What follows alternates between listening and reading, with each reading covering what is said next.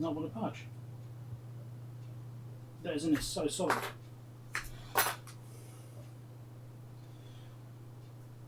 So you reckon just give it a bloody go, do you, Chris? Let's get the thing oscillating a little bit.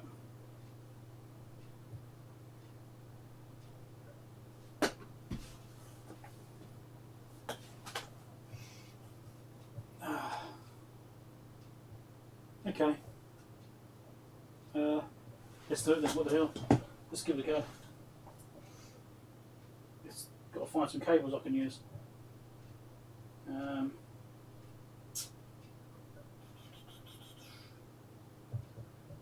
My function generator's got a B and C output on it. I should have something I can use.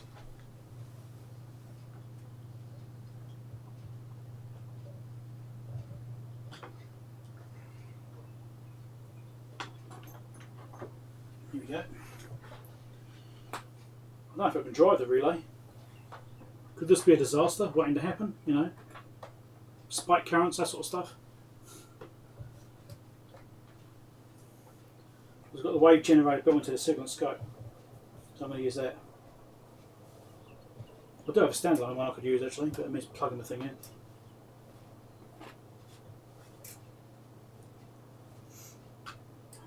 Those are the relay coils here.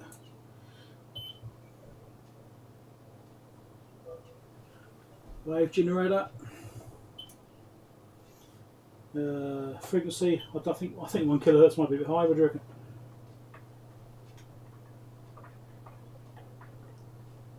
This takes a while to wind down.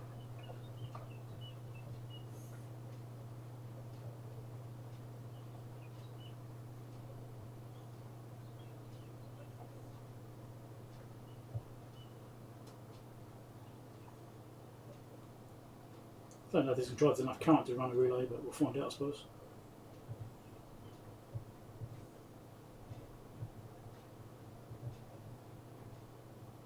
Yeah, 100 hertz that'll do. Voltage, just wind it up.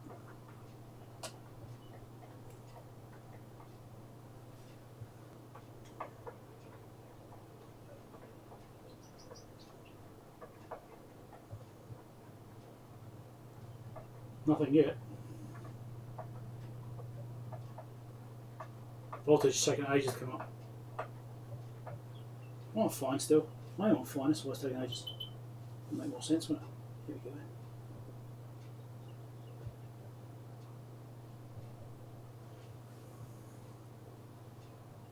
That's interesting.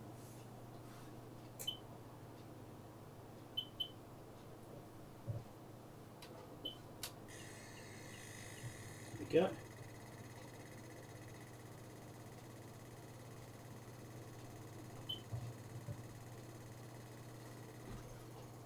Phase running. So you can see it.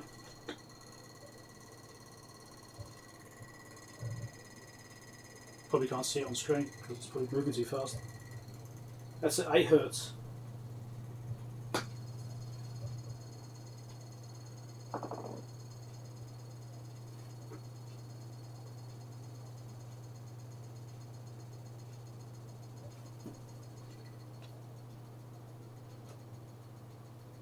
It's not actually moving the contacts. I've run out of voltage on my thing. Can't drive them properly.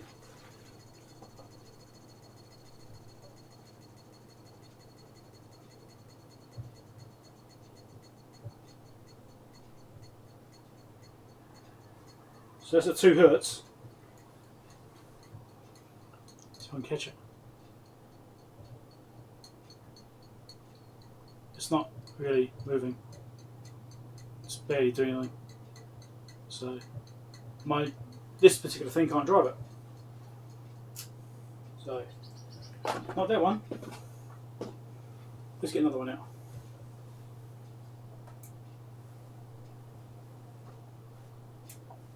Luckily I had more than one. Just got to find it. It's in one of these drawers.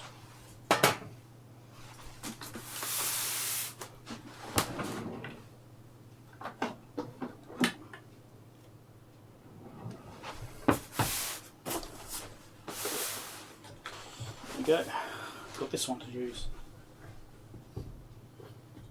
I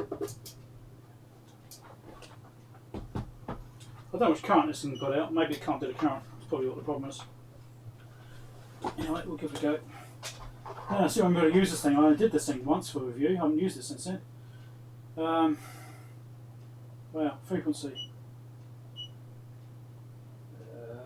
Yeah. Wow, this kilohertz. Doesn't me. Hertz. I think that's what I need, is that one there. 5 volts, that'll do. Waveform, I prefer a square wave.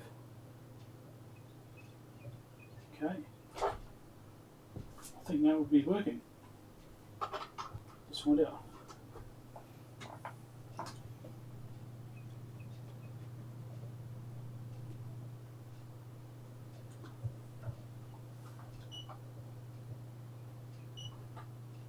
It's on, but not doing anything.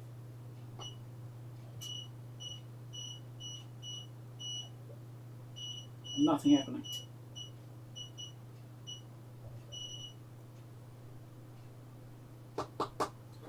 Guess you can't do enough current. I can hear it trying to operate. Can't drive the current. That's a foul too.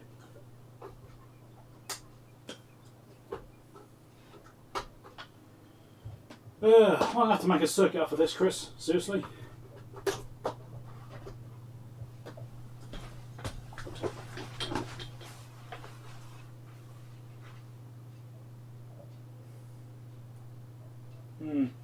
Or was that frequency wrong? No, I never energised in the first place, so no.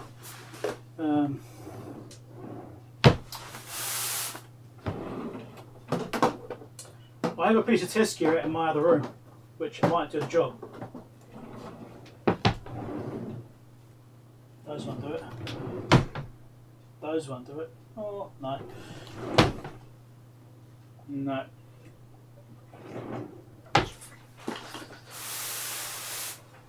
Yeah.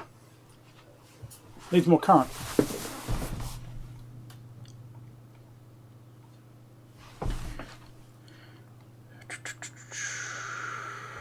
Right.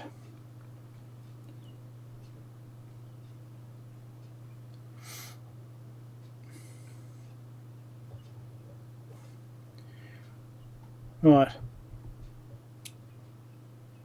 Frozen? Oh, it looks like it's going again now. I need to go and get... I've got my Road & Sports SPN generator in the other room. I might need to go and get that because that can drive more current. Because it seems my generator here can't drive a relay. So I shall be back shortly. Give me a minute.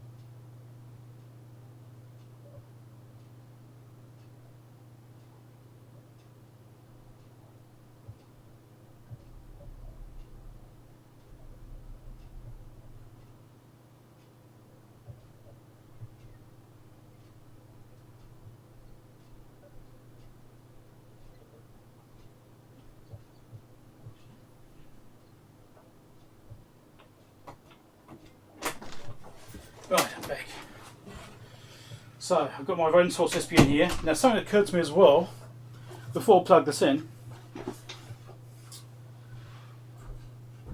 I assume it still works, I haven't used it in about 2 years.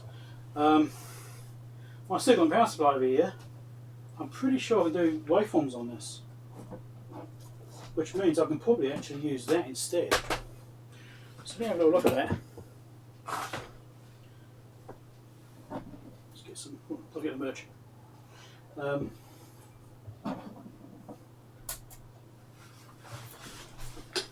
can do pulsed outputs on this thing. I've never used it, but I can do it.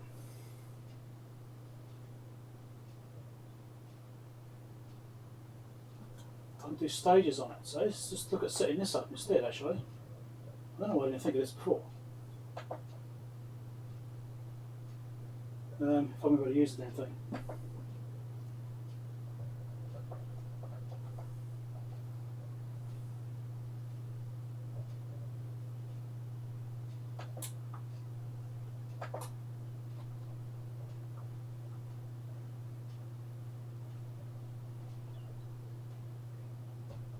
Zero there, and next stage 4.5 volts. It's 4.5 volt relay after all, so I don't go too much on it.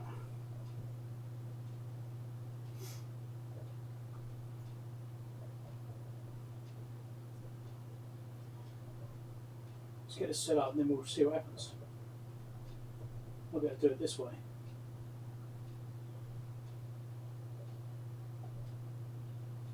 This is only 1 second pulses though, so it'll still work it. 1 second's the shortest time I can do it for.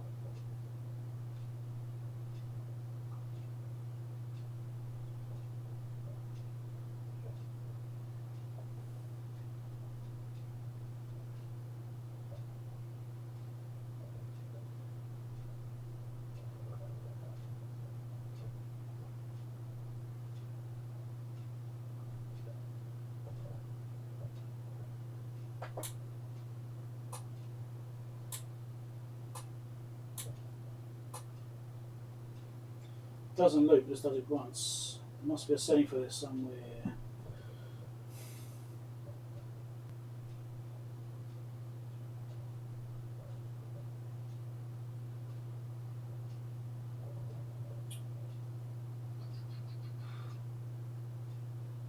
Yeah, it's just doing that one cycle, it doesn't repeat the cycle.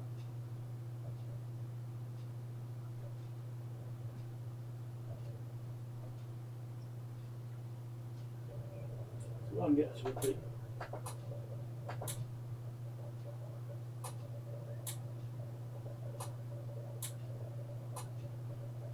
No, this does it a certain number of times.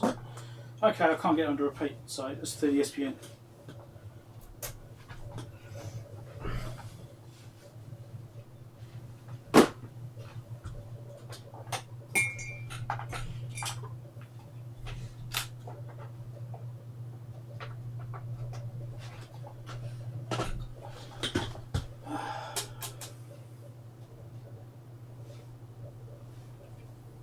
Screw wave output.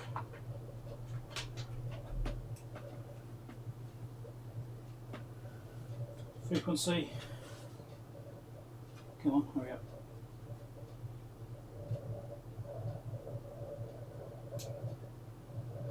Oh, I definitely don't want 10 kilohertz. Frequency 1 hertz. Come on.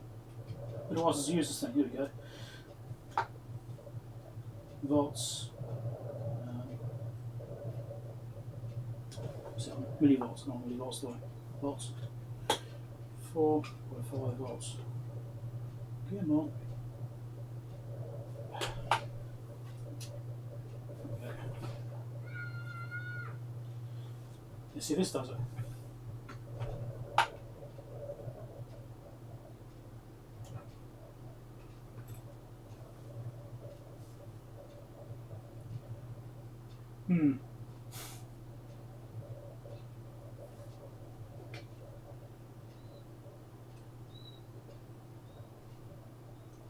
This is doing either, not square wave. Okay, sideways working.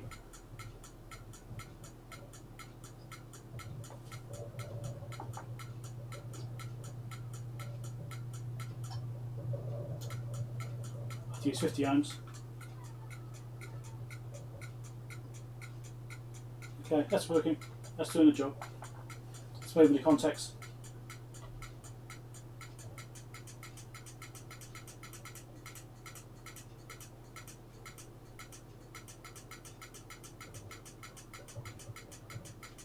One and a half hertz is about the fastest I can go.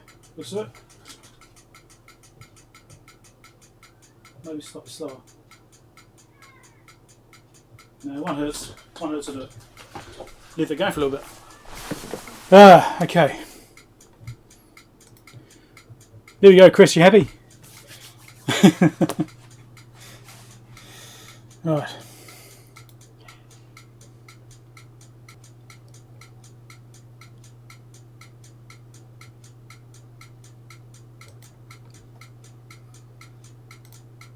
So I'll leave that running for a little while, see if it works, eh? How long did you run this for, Chris? Are you still there?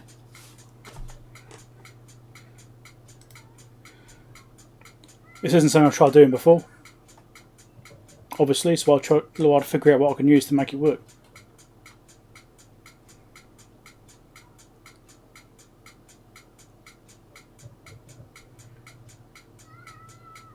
Suppose you can hear it clicking, can you? Chat's gone very quiet. Nothing for the past quarter of an hour, really.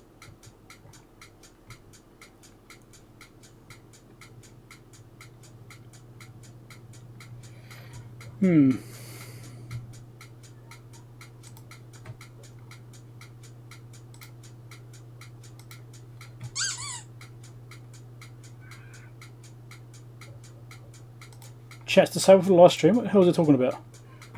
What is chat disabled for the live stream? What's going on?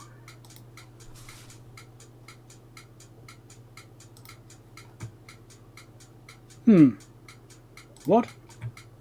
Why is this gone funny? Hold on. Something's gone wrong with my bloody chat thing here. What's going on? Why on earth would chat be disabled?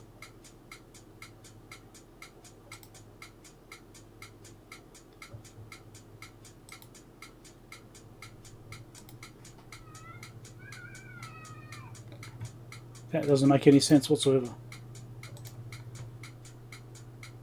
Let me reload this damn thing.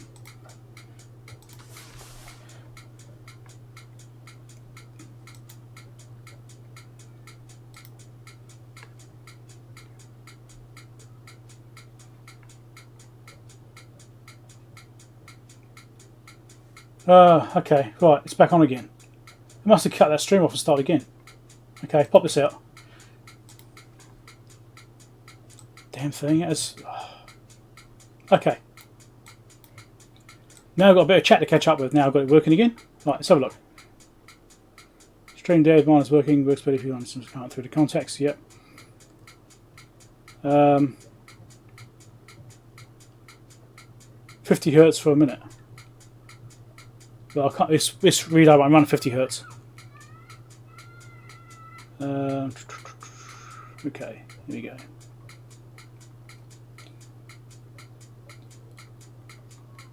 Yeah, relay's 4.5 volts.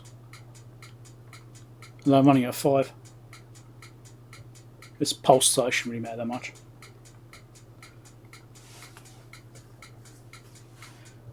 Yeah, there we go. Go faster, you reckon? Much faster. Yeah, well, the relay's not physically moving fast enough.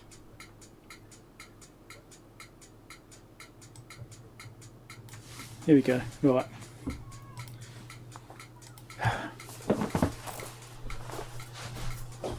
Well, I mean, not get up to this sort of speed, it's struggling. And even 2, was it 3 hertz nearly? That's not even moving the contacts. More voltage? No, yeah, more voltage doing. Here we go. 5.5 volts. That's definitely moving now.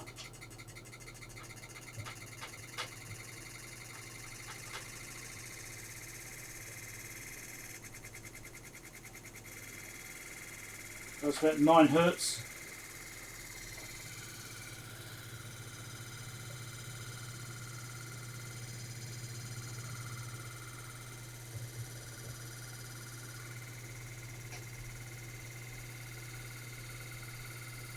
5.7 volts. Yeah, there we go. I can now do 11 hertz. Obviously just the voltage, can't drive the current. Right.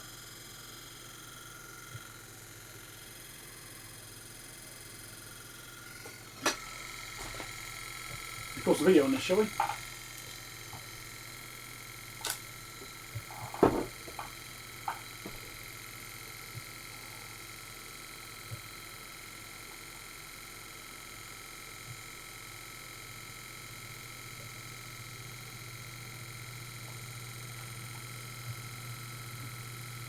So what I'm doing right now, instead of putting the thing apart, because it seemed to be a bit of a mission to get it apart, but it's suggested to me by Chris and my live stream, which I'm currently running right now, is to work the relay with just pulsing it. You reckon also putting some power through the contacts as well works better too, but I'm just going to physically work it.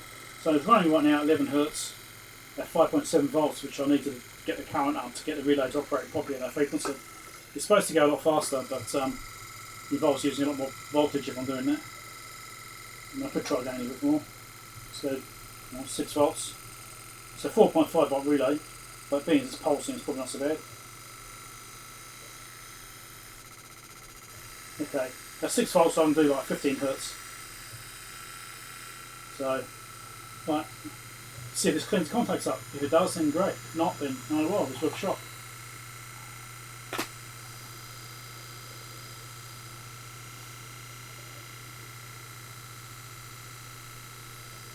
Right. Do you reckon that's enough? I don't want to wear them out at the same time.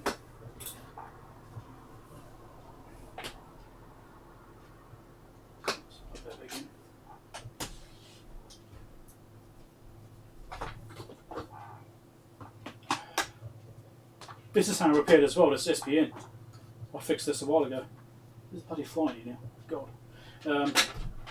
I did a couple of videos on this. I actually repaired a couple of these. I sold one. And after I sold it, the guy got it and it played up and it failed. So I ended up taking it back and repaired it again, go back to him again. I haven't heard from him since. So I think I got it right the second time. The same part failed again, strangely. I couldn't see why. Anyway. Let's put this back in.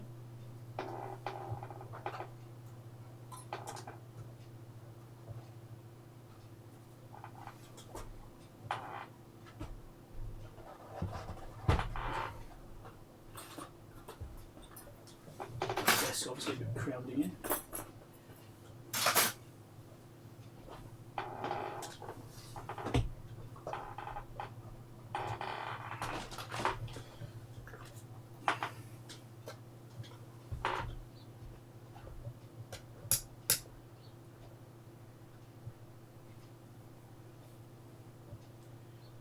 Okay, let's power this up. Right, see if it's steady then. Let's power it up.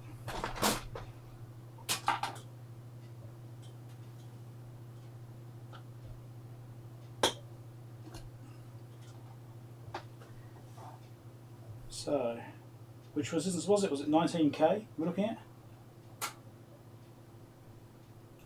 10k? 19. Look at that. Oh, look at that. It worked. Beauty. I think I might need to adapt all the relays.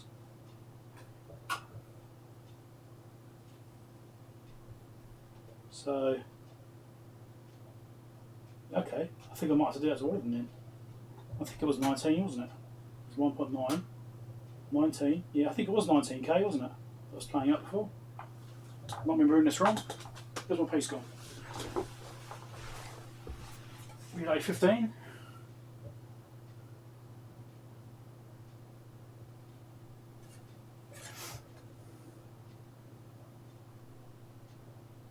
Yep, 19k, that's right. So yeah, that fixed it. Excellent.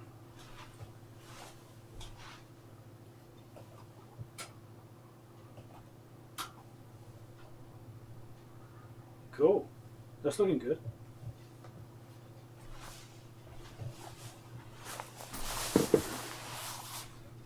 Yes, Chris, looks like I owe you one.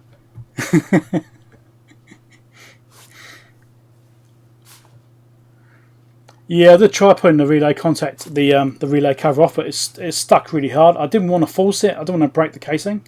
I mean, yes, I could get it off, but it wasn't wanting to move.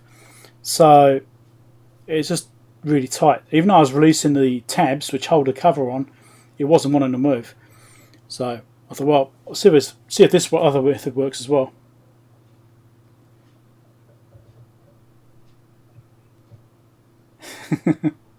So correct now and again. Yeah. Hey, well, if it's a technique you use for fixing things, then sure. And it does make sense because just in me using the unit and changing relays, changing the ranges all the time, it was getting better and better, but not consistently so. So operating the relays is definitely cleaning them. It's obviously wiping a little bit. So what I'll have to do is pull the relays out and do that to them all and see what happens. Let's go do some more.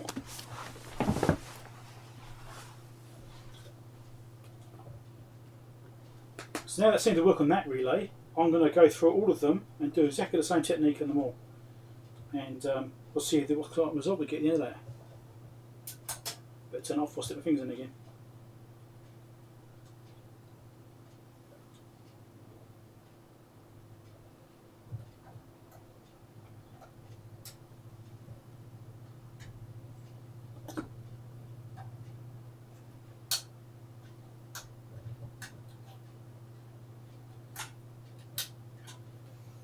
Cool. So yeah, work through them all and we'll do them all. Let's take all the spring clips off, then I'll put them back on again after. It might be easier that way. So we'll see how we go. Won't record any more footage on that part. Let's turn this off. Give it some of the heat. It's getting warm in here.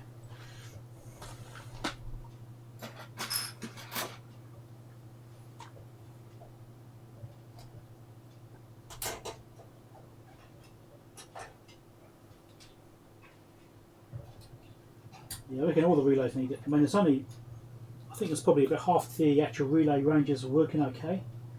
Or the resistance ranges. They're alright.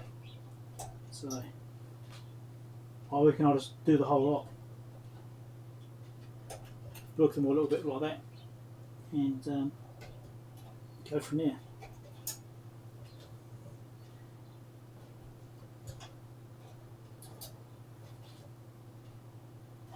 I think I've got the hang of getting these straps off now. So I think it probably is a combination of the relay contacts themselves and maybe the sockets. I mean, maybe. I'm still concerned about those discoloured sockets though. The fact they've got those discoloured terminals. That's just a bit weird. Definitely a bit weird. I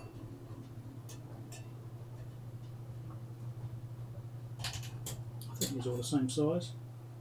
Oh, they are. I guess I'll find out when I get to the end of it. That one's already off. That's a different relay, so I'll do that on last. I'll do all the same size relay one go, then I'll do these other ones and work on those. Obviously I've still got reed relays in here as well. I'm hoping that reed relays aren't a problem. Trying to work those a little bit harder.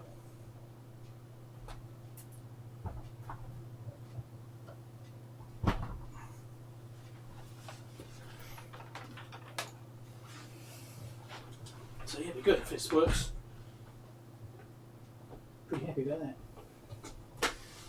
Without having to take them apart, even better.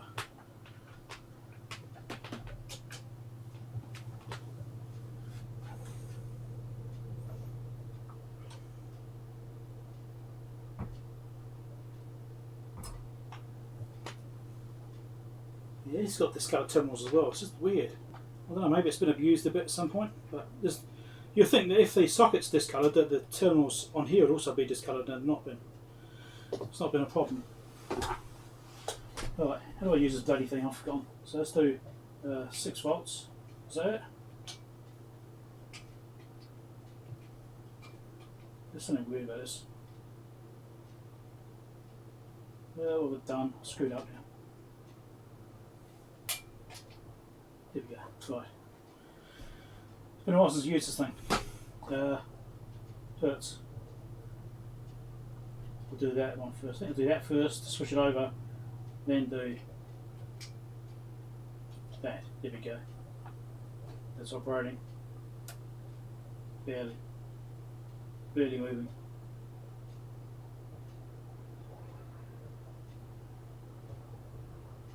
It's on 5 ohms. That one's not moving at all. Here we go. 7 volts doing it.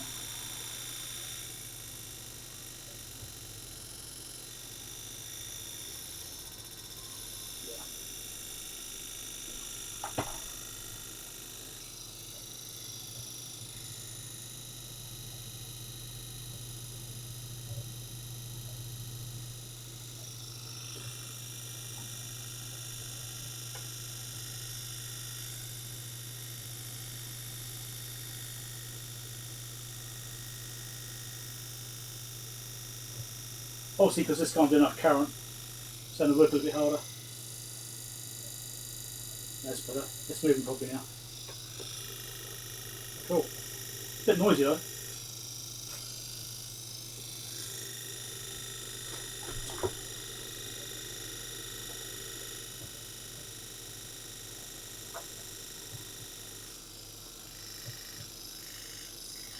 There you go. Excellent.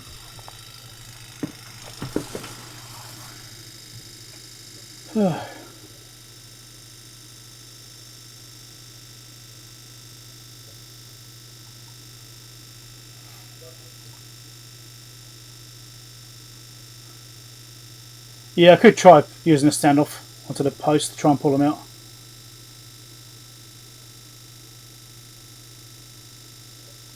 Okay, thanks Chris. Catch you later, mate. My juice probably gone by now.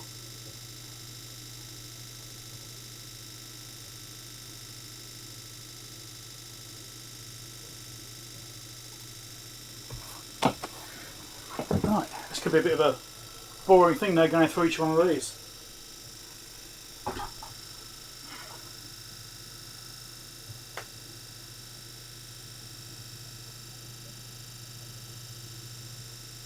Could take a little while. But we want to see the end result, don't we? We want to see if this works. See if it solves all the problems it has. We do have that 19 ohms issue. Trying to remember where that one is now. But the 19 ohms range just isn't working at all.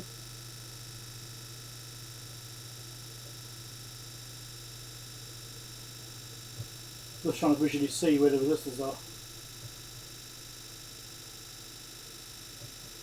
Not sure which bank it was. I think it was a combination of banks. I think it was the 40 ohms that are in parallel, which makes 10 ohms, plus the 36s. Actually, no, I think it might just be 36s in parallel, actually. There's 4 36 ohms in parallel there. So it could be that one. Right, let's take this off. Should be enough. Put that back in. It's a bit fiddly getting these back in the sockets because there's so many connections which you have to line up.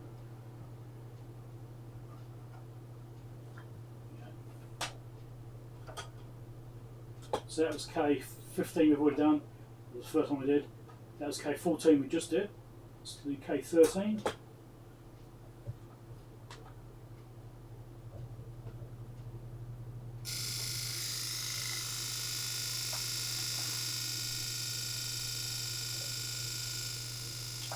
What was interesting at K14 seemed a bit stiffer than the others. You didn't seem to move as well.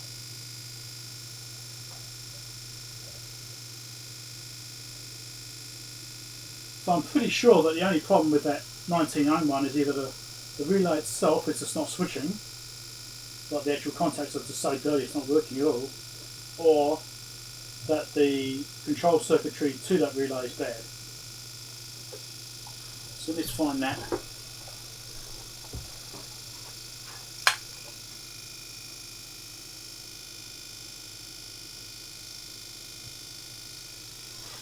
Yeah, I'm going to do all the relays because it's playing on so many ranges. It's not just like one range it's playing, it's about half of the relay ranges playing up now. And all of them, I think apart from 3 ranges, are playing when I first started playing with it.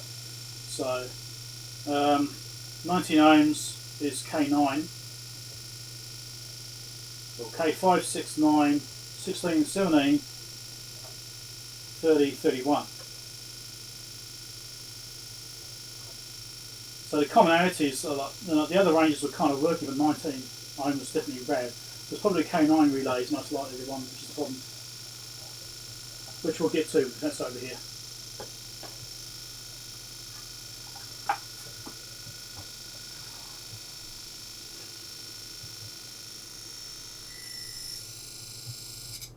Okay, let's try this.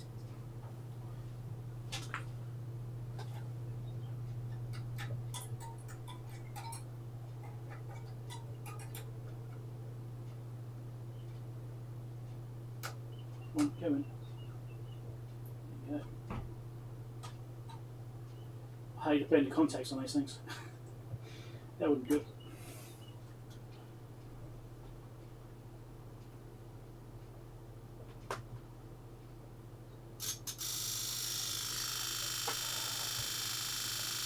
How many relays does it do? This is the 4th one. So you've got 5, 6, 12, 14, 20 relays to do after this one. Yeah, this is going to take a while.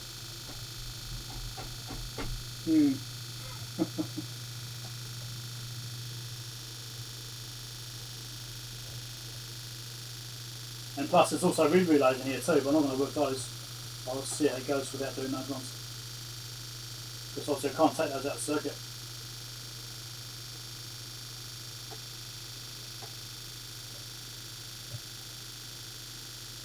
Maybe I don't need to do this for a long time. Maybe just maybe 30 seconds is enough to do it. And maybe I don't actually need to do it for that long.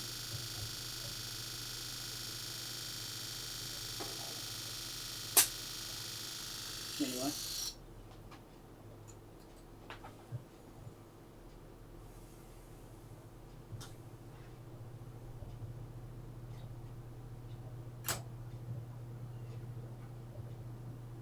I do wonder about the feedback voltage when the coil collapsing.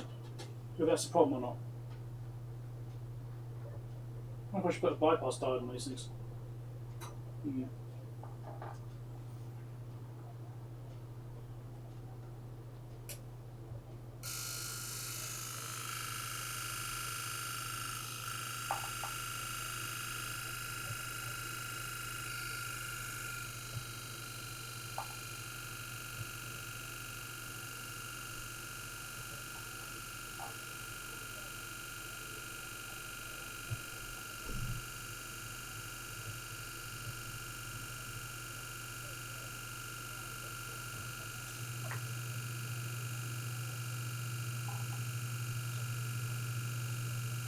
So how this thing's handling it. Hopefully okay.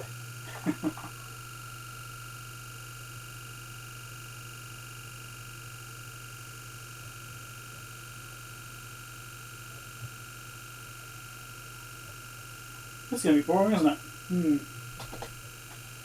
I just want to get the end result, that's the only problem. I want to actually see if it can get it sorted out. So maybe what I'll do is I'll just do this bank here and then see how it is after that and leave the rest until afterwards. Otherwise I'll be here forever.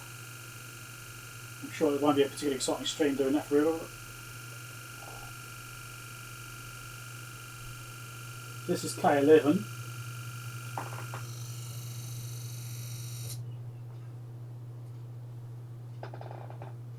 Again, there's another dirty terminal in there, which is terminal 6. So yeah, it's interesting the way you got these discoloured terminals on the notes. It seems a bit strange.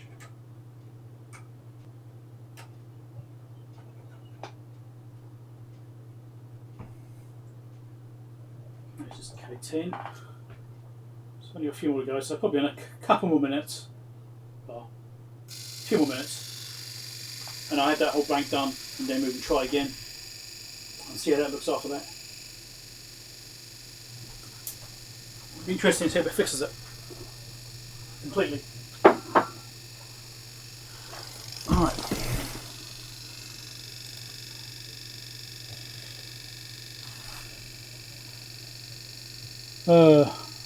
One moment please, yeah, definitely.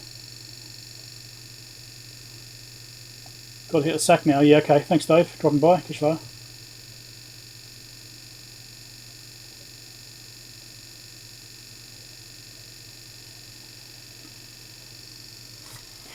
Well, the relays are individually controlled. They've got logic controlling each relay. So I don't want to be feeding in power into the logic circuitry because that could do some serious damage, you know, backfeeding. So if they were just purely a relay system, then maybe it'd be absolutely fine. But it's not, unfortunately. And they're not all in parallel, they're individually controlled.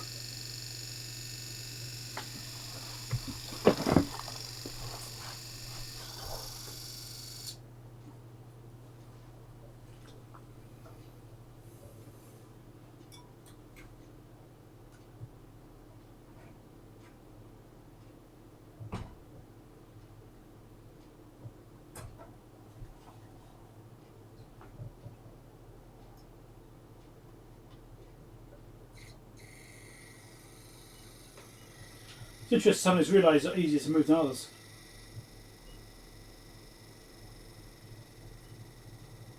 This one's barely moving. It's a bit stiffer.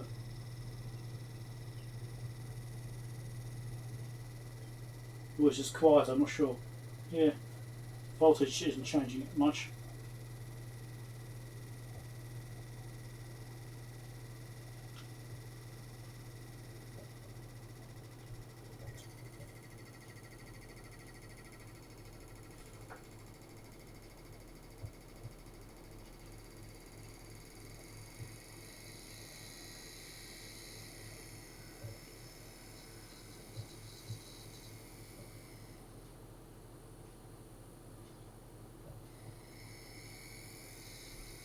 Yeah, this one's actually going at high frequency as well, can handle more.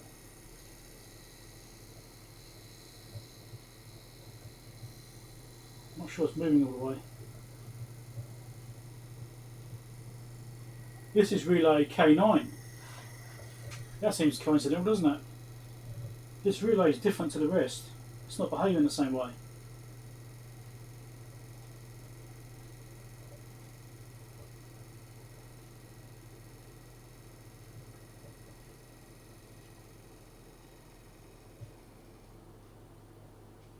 Curious.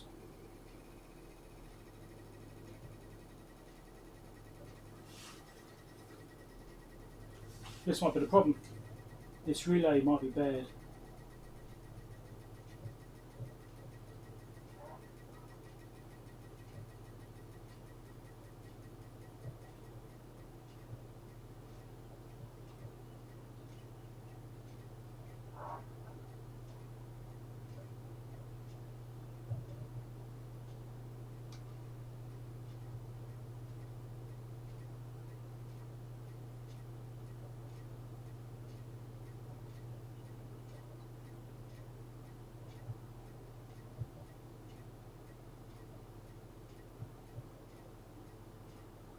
It definitely doesn't seem like the others.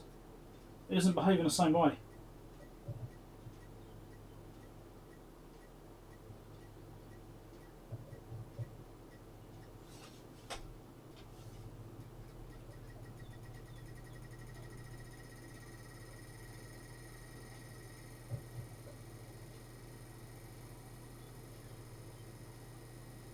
Seems like it takes a bit more to make it move. Oh well. Put it back in. So that seems awfully coincidental, doesn't it? This relay which behaves slightly differently is the one which seems to be controlling the 19 ohms range.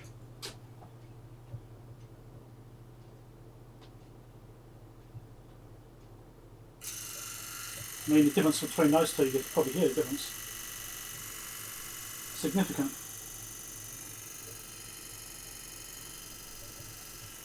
This one's moving really easily and freely. The other one's barely going.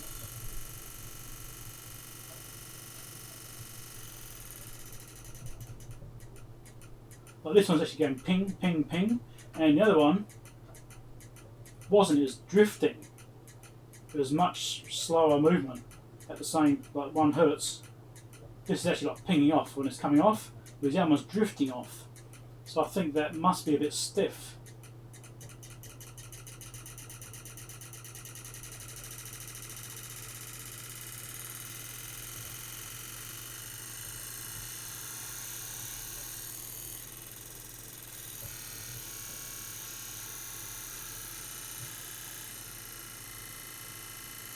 Okay. So yes, there's a significant difference there.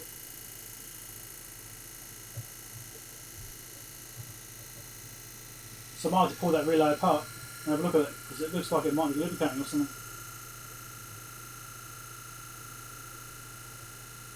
One more to do after this and we'll try it out again.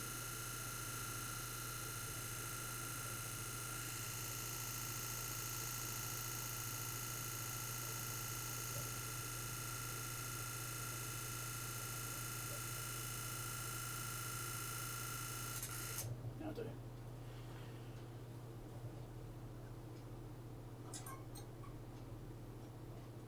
So yeah, K9 relay definitely doesn't seem right.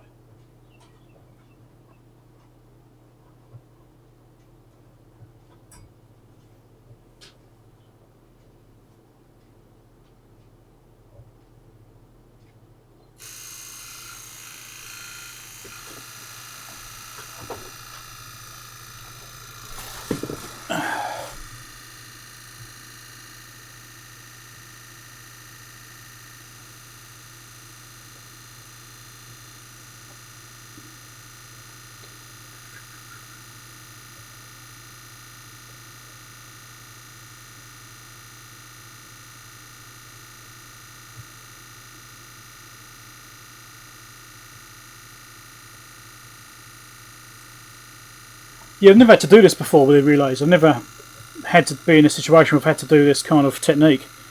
So it's a good suggestion by Chris to do that, because it did definitely make a difference to the very first time we tried it on. So, but yeah, having 24 relays or whatever it is in here of this type. Yeah, it takes a while.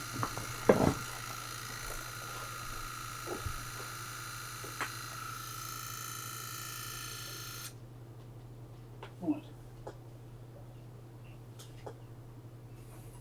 Actually, I've got those other two which are the same type. I'll just do those two. Then that's that whole lot done.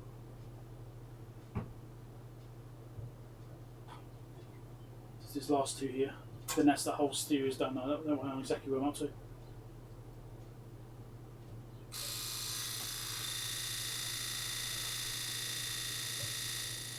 So the reason I don't want to swap relays around right now from where they were is I've already done some notes about what issues I had. And if I move a relay between spots, I need to keep track of it. So if I know if that fault moves, then I know it's that relay. So right now I just want to keep things where they are. So I can understand wanting to move them around, because some of these relays use different contact combinations. So depending on which resistance range it is, it might use contacts 1, 2, 3, for example, whereas another relay might be using 4, 5, 6. So swapping them might help to allow for that, but I don't know. It probably doesn't matter much.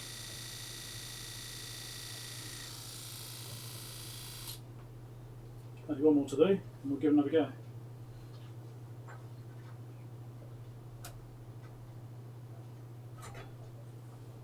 This relay here didn't feel very tight, eh? It's K4. It doesn't feel very tight.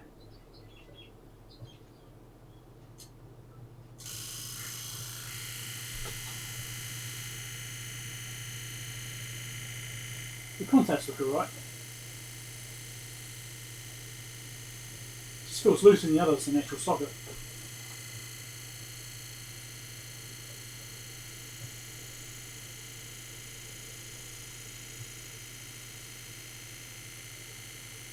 So, nearly there. This will be about, almost halfway then. When we set 5, there'll be 10 relays done. 12, no, hold on. 5, 10, yeah, 11 relays done. That's almost halfway for the whole lot.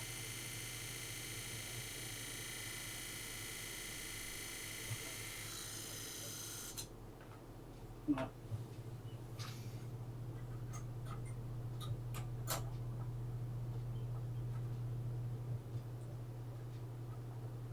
I feel a bit tight going in, aren't I? Interesting. Alright, let's get this out of the way.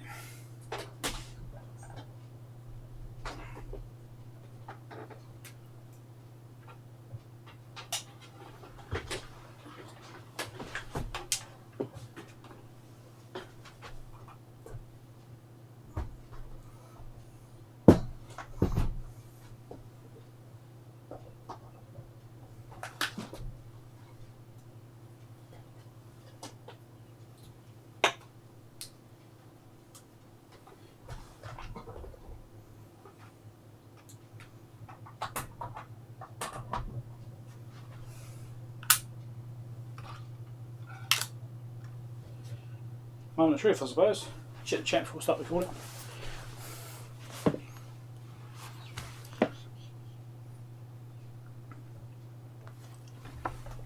So what I'm using is a Roland Swartz SPN. It's basically a high voltage and fairly high current function generator. It just does square waves and sine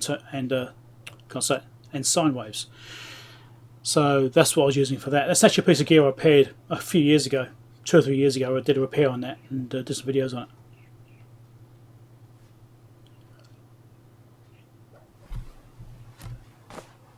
Yeah, reed switches do fail though. They do wear out. I've had to replace them in the past myself on other bits of gear. Like when I did the Tektronix 851, that has bad reed switches.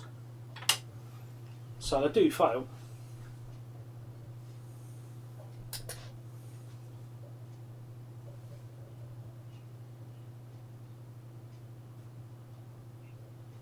Right.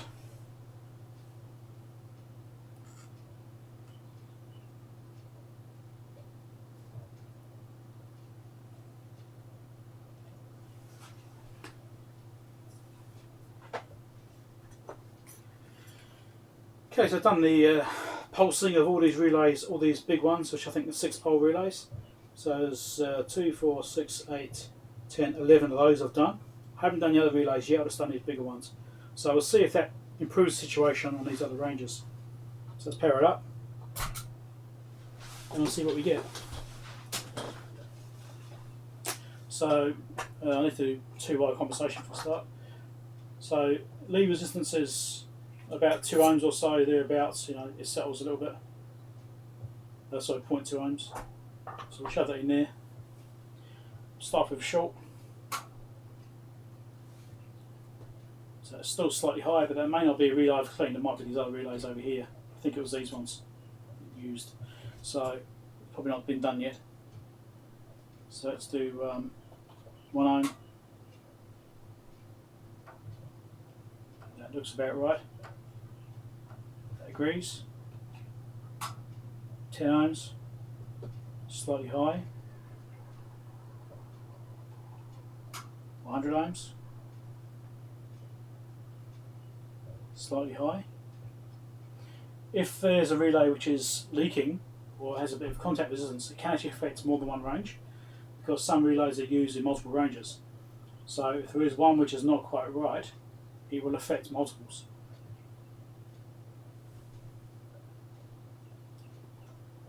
Okay, that looks alright. Mostly. I don't have the accuracy of that. It's going to be close. Can't be perfect. 10k, yep. 100k. 1 meg.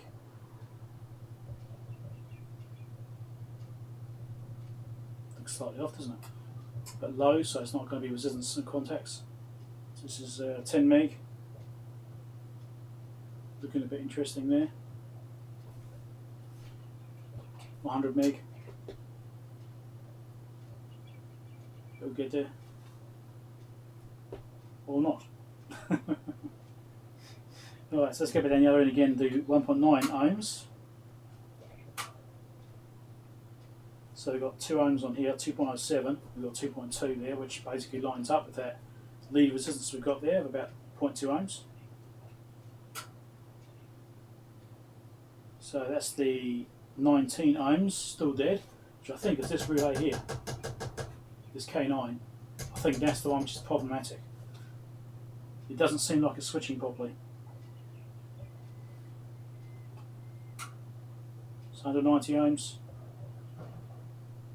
Yeah, it's kind of there. It's definitely looking better. 1.9k, bang on. 19, yeah, that's looking alright. 190 is looking slightly high and drifting, so yeah, we've still got a problem there. 1.9 meg. You expect to see a bit of drifting on meg ohms. Very low resistances and very low currents that are used. But that's settled. Looking close to it, right? At 19 meg. Again, it's going to take a little while to settle because of low currents. But it is drifting around a little bit, so I'm a little suspicious about that one. So that was the one, which is the one which I was looking at. Was it the... Let's change. Come on, what do I range back? 19k, was it 190k? Yeah, see that's bad, see that? 190k is still bad. So, 190 is relay 21 and 22, which ones we haven't done yet. So it's unsurprising. So, okay, well at least the ones we have been doing have been working, apart from that one there. Now, interestingly as well, actually, I can see this light. I don't think it's just the way the light's on it. I wonder if some of these relays have been replaced, because some of these tabs actually start different colours. Probably won't be able to see on camera anyway.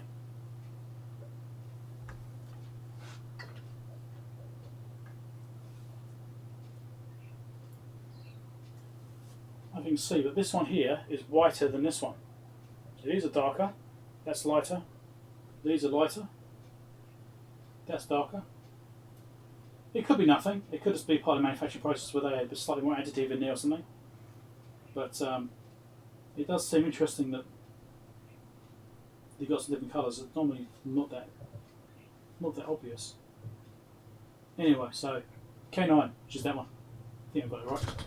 Yeah. So this relay here is definitely playing up. Although I can prove that. Let's pop that one out. And you will swap it with the one next to it.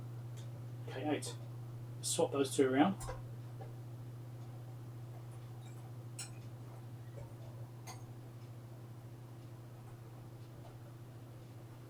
Be really careful to align these things properly. Don't bend any pins anywhere. Right, let's do that one again. So that's the 19 ohm range.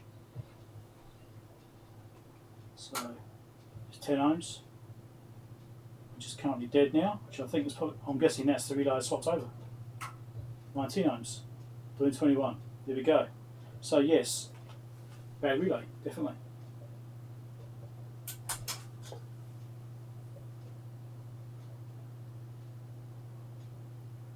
So I'll swap this back so I know what I'm dealing with.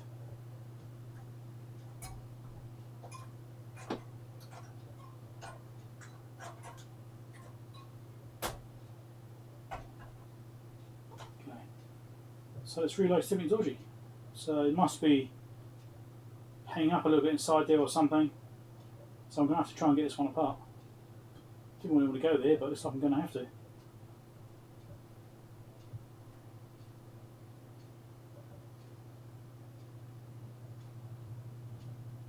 Yeah, interesting.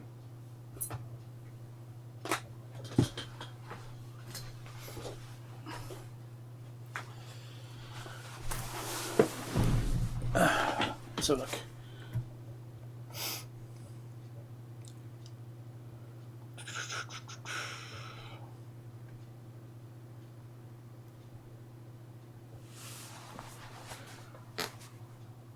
Fluke 732A. I've not heard of that one. $1,000 plus. Ooh. Bought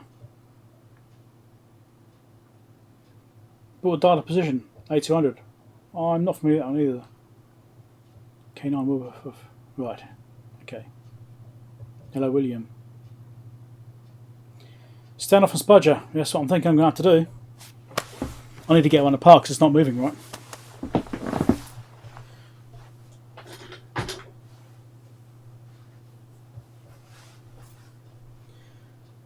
So I think these other relays in the front here form part of the short system, and some of the other lower ohms ranges. I think some of these are the higher mega ohm ranges over here, but this critical also a bit further away. So I think if I clean these relays as well,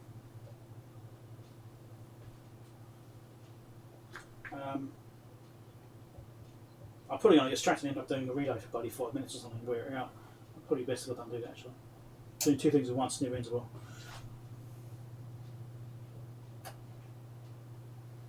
Much as I'd like to do two things at once to save time, be a bit more efficient. Let's get these straps back on these ones, these are working.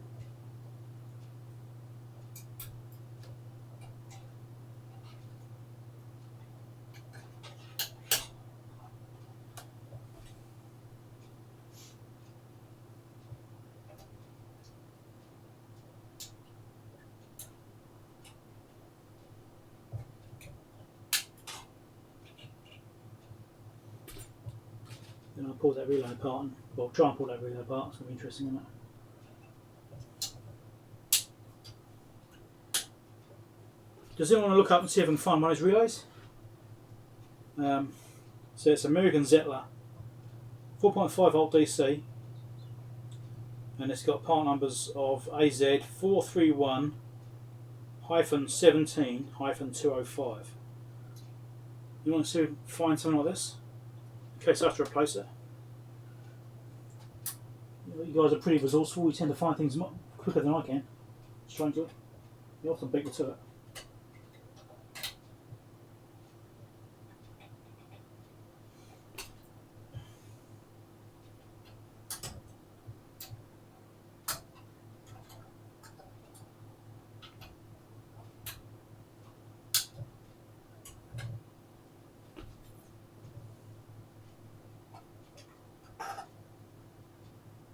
So yeah, it definitely makes good progress. It's looking a lot better now.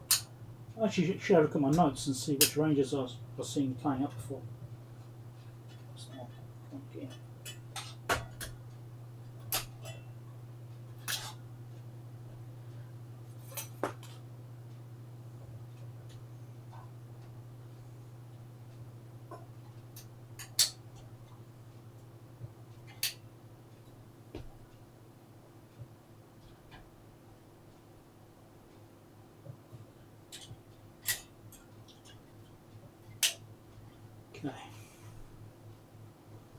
Let's get this out of here.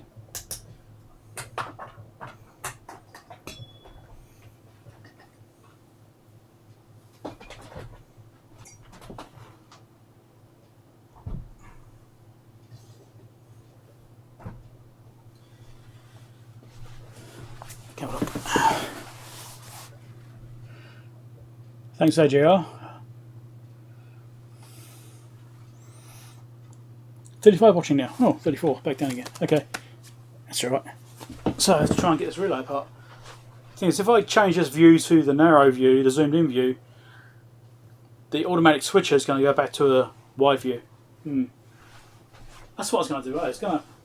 I don't know if you guys remember, the project I was going to do with my automatic switcher there, I was going to make a little keypad controller so I could tell it when it switches what view to go to. I really need to get back to that. I did talk about doing that a while ago, and I was doing those other line streams, and I was actually became something which is an issue. I wanted to have a controller over here so I could change views.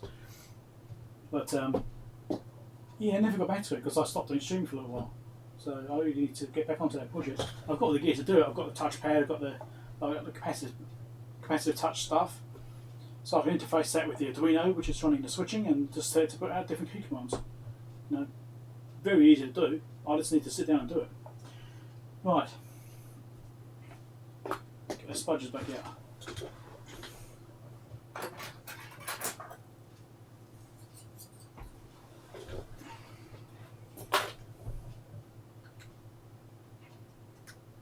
I haven't tried putting this particular relay apart yet. There's the other one I did before, so might get lucky with this one, maybe it will come apart. I'm not going to rule it out yet.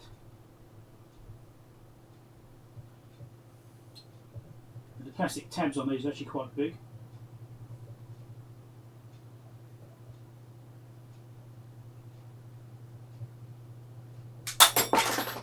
That's alright.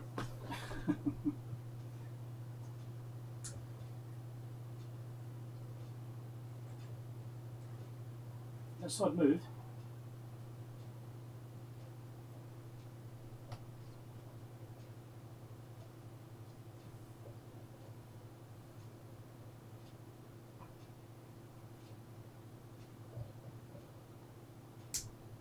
There is some signs of movement.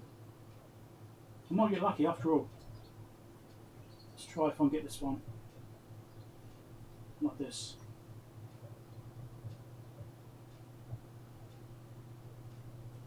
Not like that. But it has moved.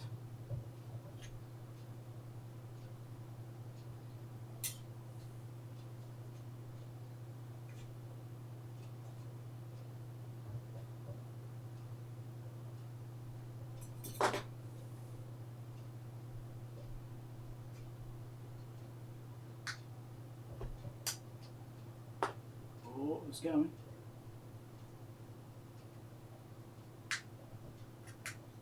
I think it's walking. Right.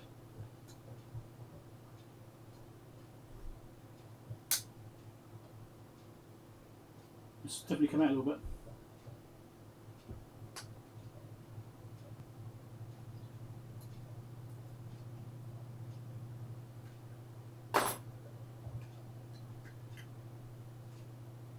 I'm positive why it's still tight though, even though I've got those bits released. What exactly is holding it?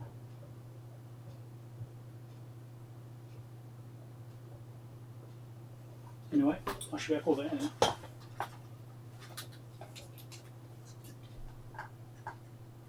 There we go, it's out.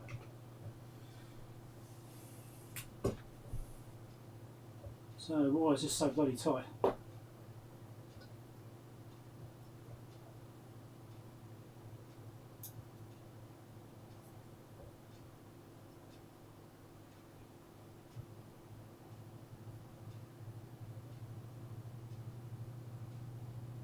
Side to side is pretty free.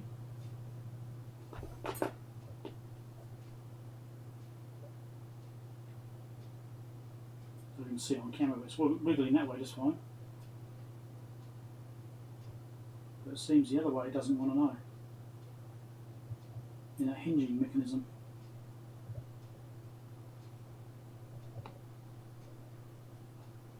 Which is all just inside here.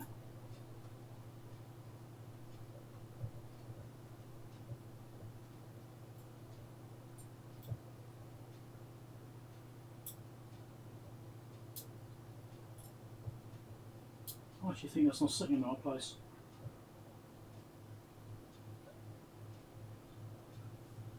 Is that bent?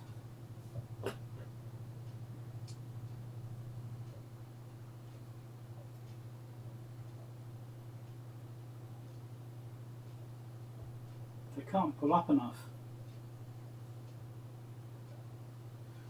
This tab here, which holds the top of the coil, it isn't straight. It looks, I don't even see it on camera. But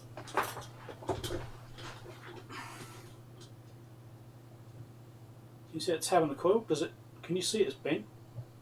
It's not a right angle, and it's like it's bending downwards towards the coil.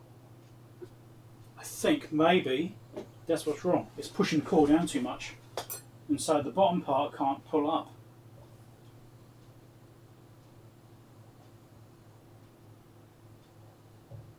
That's what it looks like to me. I think it's bent.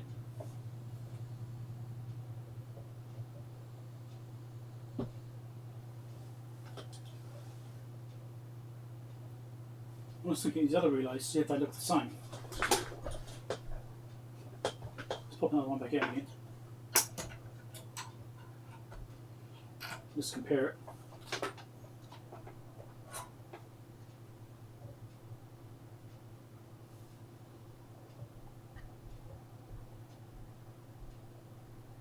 Yeah, it's bent down compared to the other relays. The other relays are much straighter than that. So it looks like there's a manufacturing fault on the relay. So I think if I bend it up a little bit, that might help, or it might completely screw it.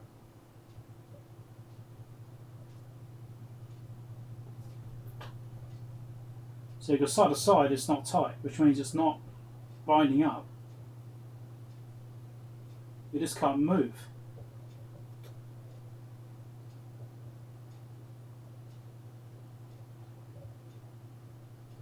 Or could it just be that it's mounted badly? I mean, there's no flicks in that.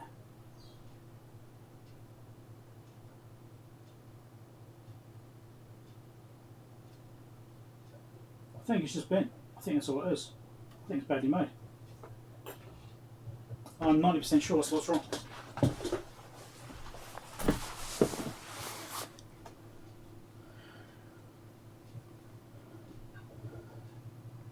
Catch up the chat again. Silver suppliers, around 112 US. Bloody hell.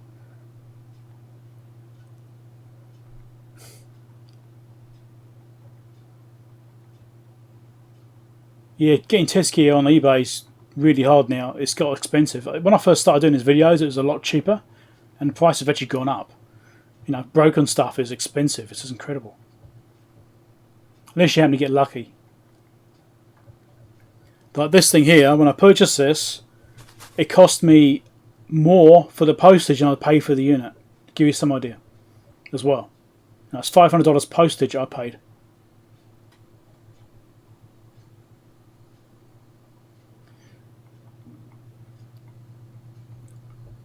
Yeah, so you can get those relays. Yeah, so I mentioned Big Clive was live streaming, which doesn't help me. Maybe it's finished, I don't know. Try with the cover off. Yeah, I should try it with the cover off, shouldn't I? Hook it up to supply. Let's get something to hook it up with. These will do, actually. Let's grab these.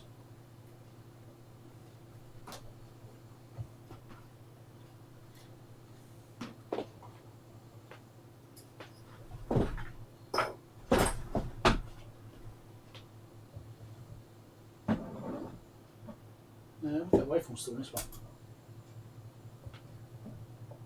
I should drop the voltage down. It's 5 volts, that's alright. Waveform. Waveform is still there. Great, I'll use that waveform.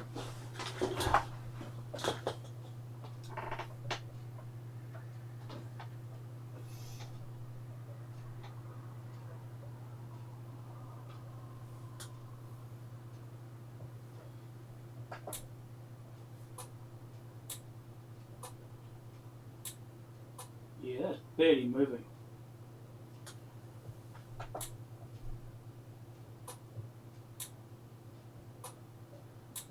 That's absolutely struggling to move. And it's hitting against this as well, actually. That doesn't matter, it's clear the contacts when it's hitting against that.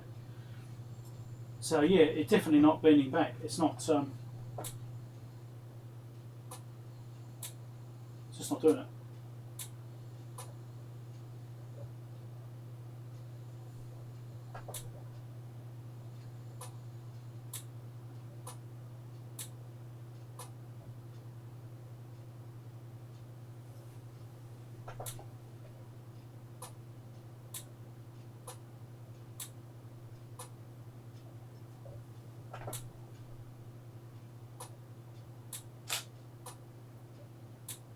Also, when it's operating, when it's engaged, all that sideways wiggle is gone. So it's definitely hitting. If I push it manually, the wiggle's still there. So obviously when it's energizing, it's being pulled in. in a weird way.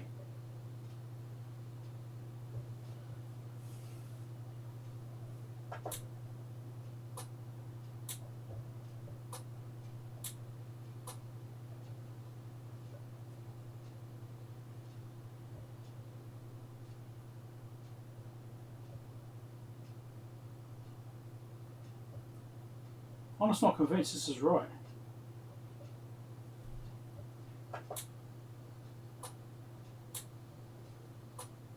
The relay seems really weak.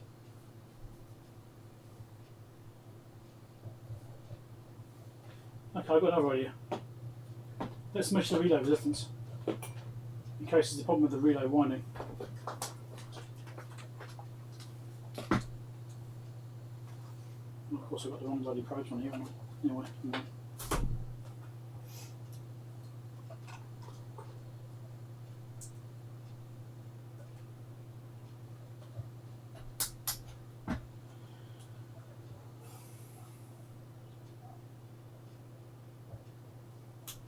Get the probing on there.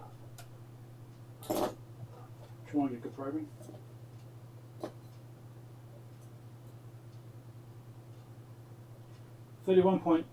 .5 ohms ish.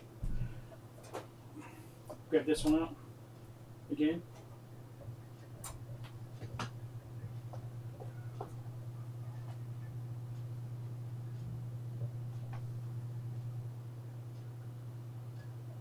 That's doing 31 ohms, 30.8 or so. So near as damn it the same. Very insignificant difference. So I think the coil itself is okay as far as the electrical windings go. So you reckon it's $112 on Mauser? Bloody hell. Each. Damn. Best not screw this one up then. Also for me, getting things like that from Mauser, it's expensive, it's hard to get. Because of shipping. They charge a bit of shipping.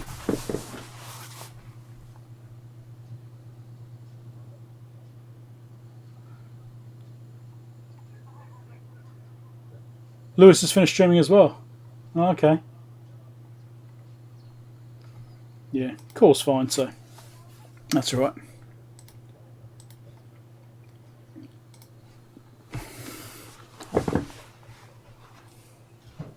I think I'm going to have to try bending it and to see what happens, because I mean it doesn't work right now anyway, does it? It's completely knackered as it is.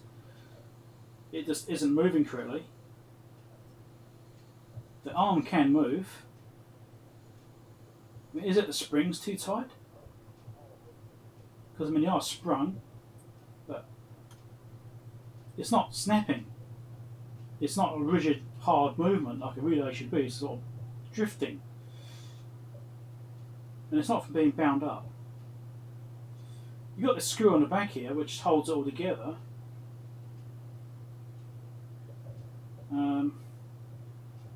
What happens if I try turning that? Is it just going to fall apart? That's not my screwdriver. No. Let's just try that. Maybe something's wrong with the alignment. I mean, it does look like that's bent, so I'm thinking that's most likely the problem. Give it a turn, loosen it off. And we'll power it up again. Now I've loosened it slightly.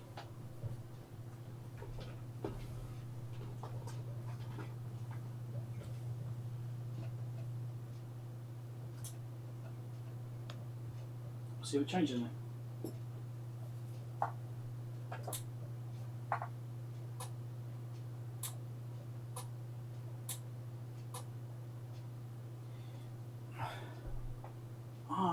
I'm not sure. Maybe? Is it a placebo? I don't know. Maybe? Just trying to pick up.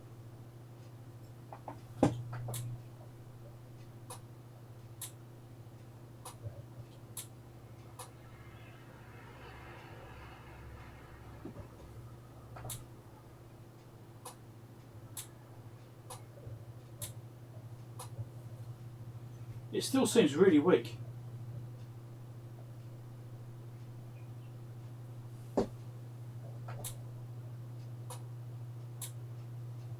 don't think it's changed anything.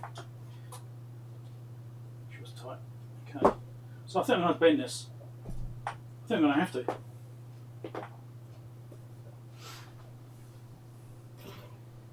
This is potentially disastrous, but we'll see how we go.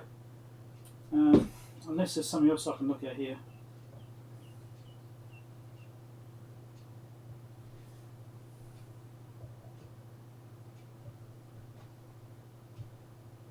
Just try and check the construction of it.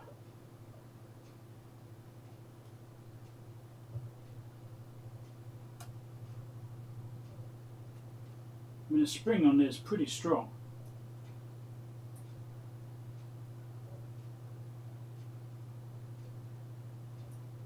But then once it's energized, I was actually having trouble getting it off again, so I think the magnetism of it is fine. I think it's just bent. I'm just hesitant.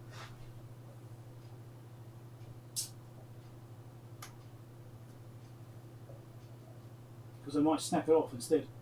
Let's see if I can get anything out of this carefully.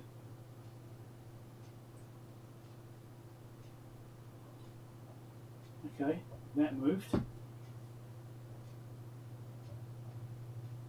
Maybe too much. We'll find out.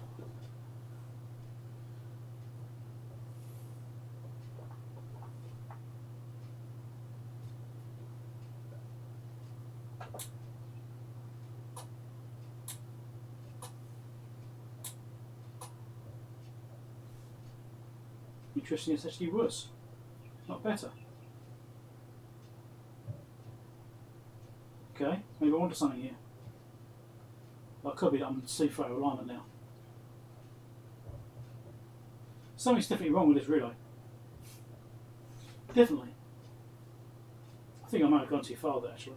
Just bring it back slowly.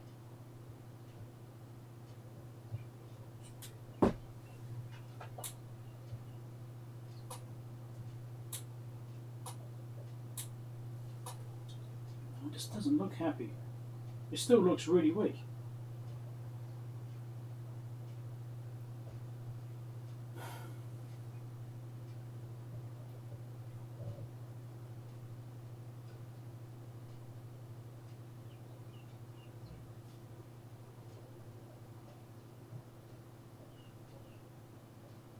Could it be sort of go that way? Because when I was straightening it up, it seemed to be sticking on the side. It was sticking out. So maybe what I actually need to do is bend it in that direction, because that also doesn't look right.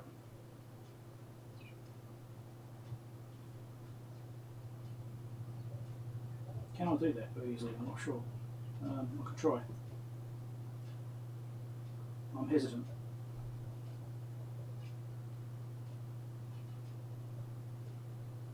Not sure it's going to work. Let's try this. That's not wanting to move. I'm going to say it's already knackered anyway, so really nothing to lose. I've given it a go, but don't know if that moved.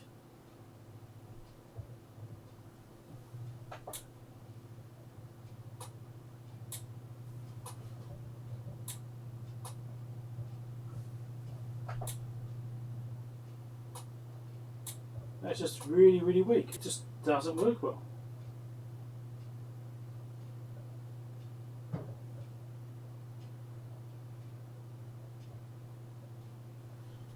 I think I might have to get a new relay because I just can't get this one right. It just seems extremely weak. It has to be some kind of alignment problem, doesn't it?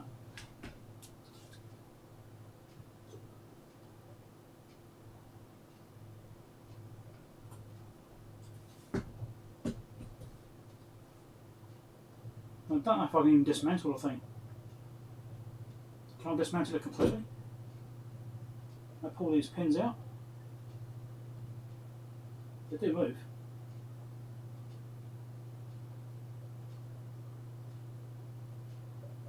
then that's epoxied in. Does that matter? No, that's all right.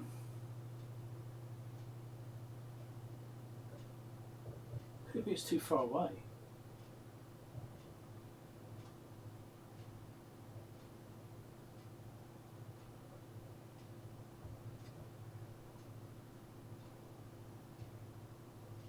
It might be too far away.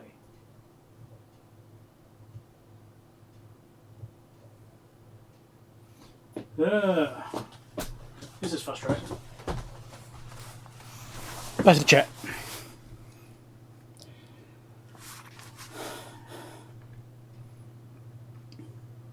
Crooked iron core, maybe. I mean, it's definitely weaker than the other ones by a long way. It's probably 25% the power. Ian, you're back. Should be right down. Should be right down. I might have to hit it with a hammer. There. That's not quite what I want. Degaussing it. I don't know. Yeah.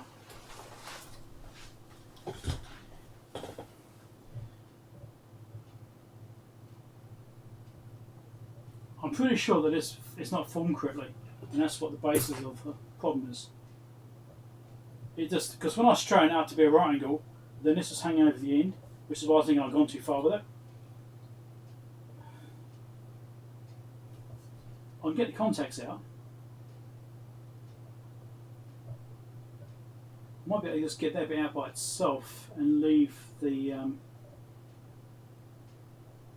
know. Does that come out like that? I'm not sure how these things go together.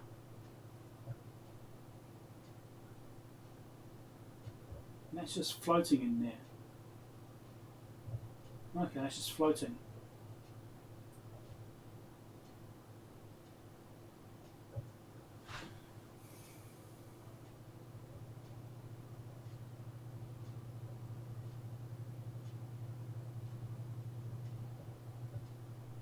I'm actually wondering if the stud that's on the side of this bracket here, because this mount that the coil and everything's on, it's also got a stud on the other side which that screw's going into, right? Because I can't see anything protruding, unless the screw is protruding.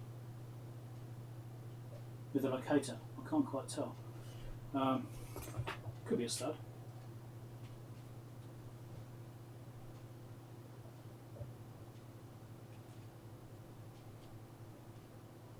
Oh no, it's a screw. I can see the screw tip sticking out. Maybe that's not formed at this angle here. That bend in the top here is probably not in quite the right place. It could be it's been badly pressed. Let's take the screw out and see what disaster we have. I hope you guys are right about getting new ones. Okay, the relay's falling out. Let's solder that in. Let's desolder these coils before we break them. Don't want to do that.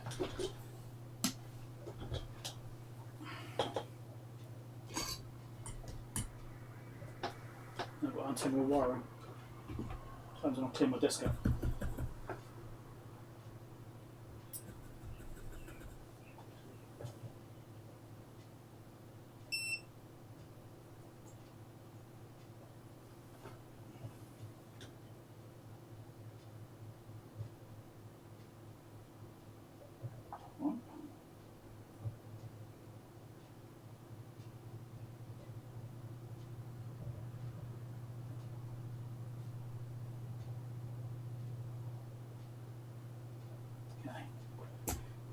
Let's relay coil off. Now you can have a good look. That was easier than I thought it would be actually. So the actuator arm looks well formed. That all looks nice and square.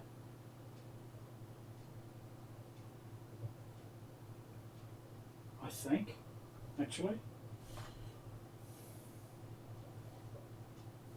And then this coil section here.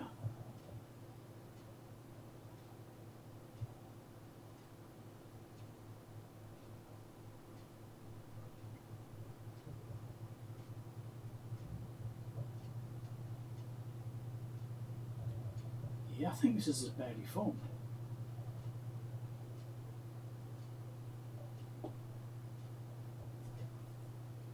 I think this relay's sitting down, or this coil's sitting down low enough. So that's sitting on the end of there, like that. So there's nothing really to bind up, it's just, because that is definitely floating around, that's not a problem.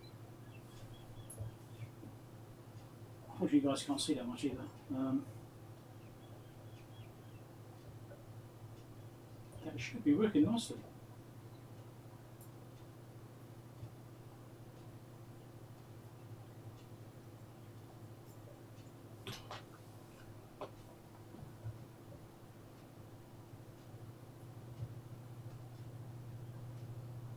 So that's a springing piece, which is just falling out.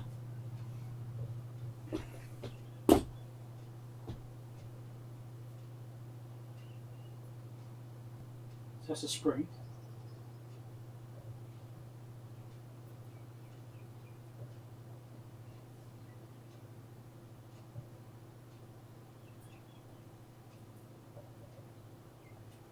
You've got Debbie sitting in all place. It's got a lot of cables on the back of it. So let's just have a look at this. Yeah, that goes over there like that. You have the spring which goes on the back. In that method, I'll get it on there.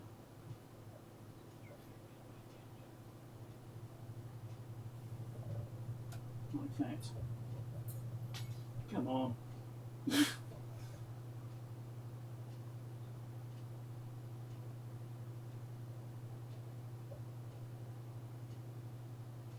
that lining up?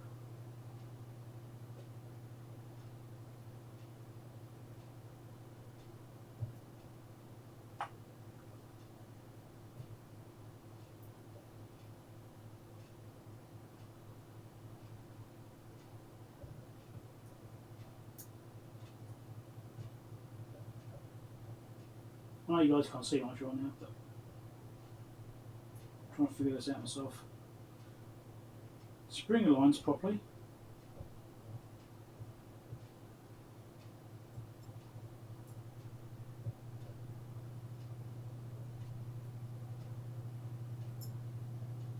That's moving much more freely there than it was inside the unit.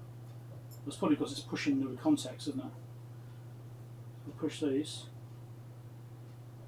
Oh yeah, they're pretty tough. They're pretty stiff. Contacts themselves are pretty stiff. Is that the difference?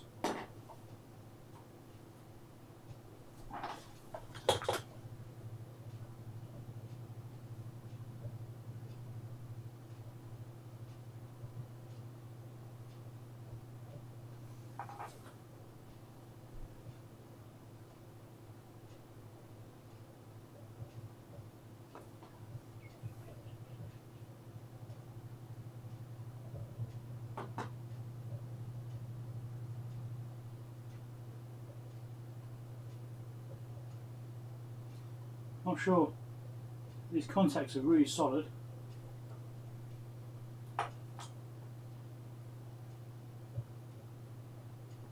Was it moving the wrong part? Hold on a second.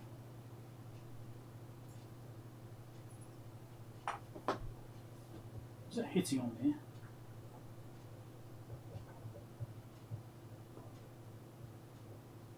Ah.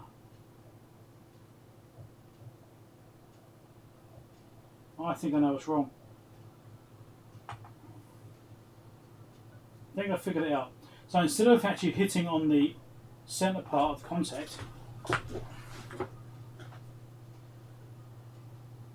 so you got the wafer in the middle of the contact, which you can probably barely see sticking up. It's supposed to hit on that to move that back onto forwards, right? That wasn't where it was touching. It was touching on the contact on the side. I think that's sitting too low. And it's sitting on the wrong part, which is why it's not working.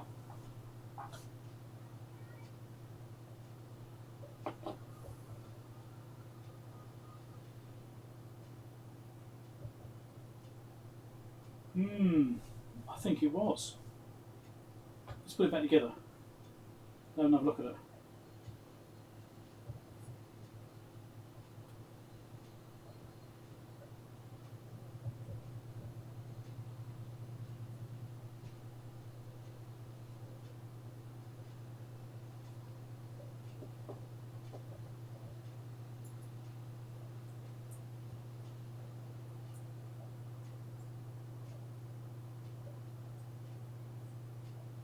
wedging on there.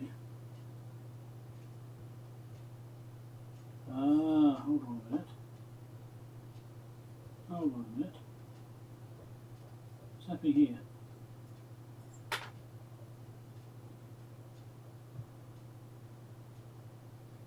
It's getting stuck on there.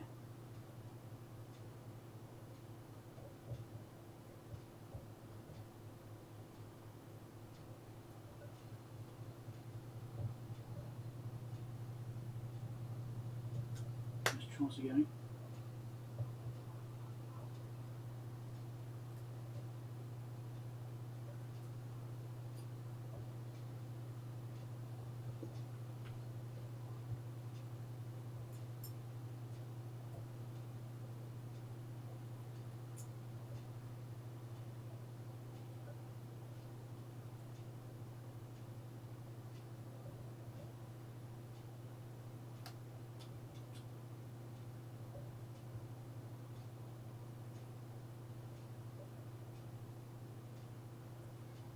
Let's try this again. Solder those wires back on. Or should I just clip onto them? If I clip onto them, don't break them off, and I just solder it on. Like that.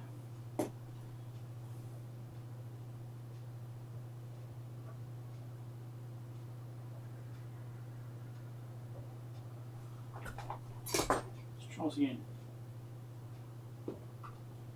I'm not sure that line was right before.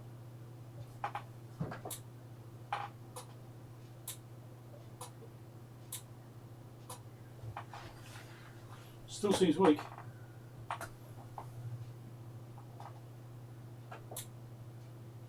No, it's sitting in the right place anyway. It's sitting in the right part of the relay.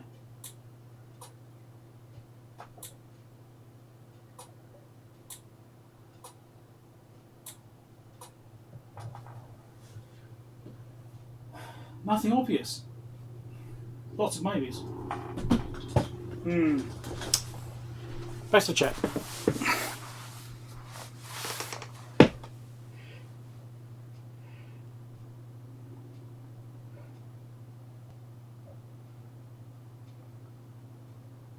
Let's go, Eli. Been a while.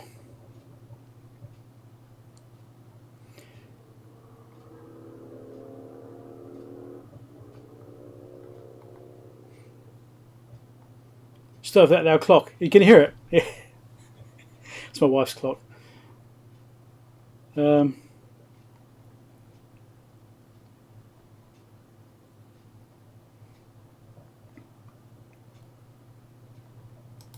Yeah. Can I zoom in? Yeah, I can. After if I unplug my automatic switcher. Let's zoom in a bit with that, eh? Slightly better.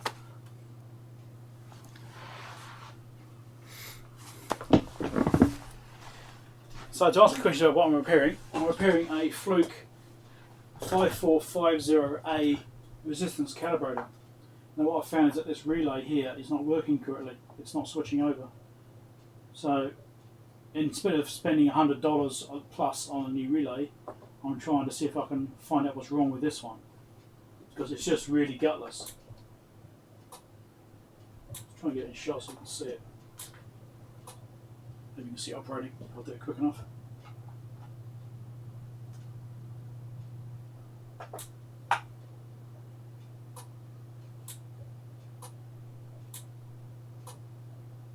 It's really gutless. It's just lacking power compared to the other ones. And trying to determine exactly why. The thing is, it could be the arm's a bit too far away. I thought it was missing the actuator, but no, it's actually okay. It's looking alright.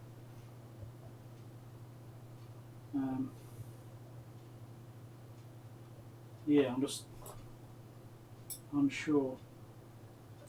See if I'm pushing that actuator manually, but with the tweezers, it's not really responding that well.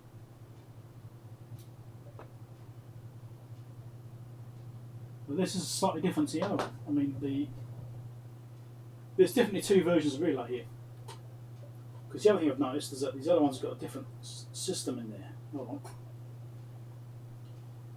So this one's got black inside between the contacts, and this one here has got white.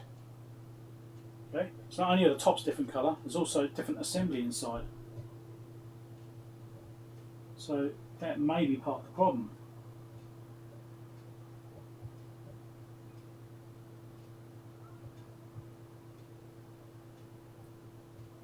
They're constructed in exactly the same way. They are identical. It looks like it's just a different batch, you know, different year, something like that.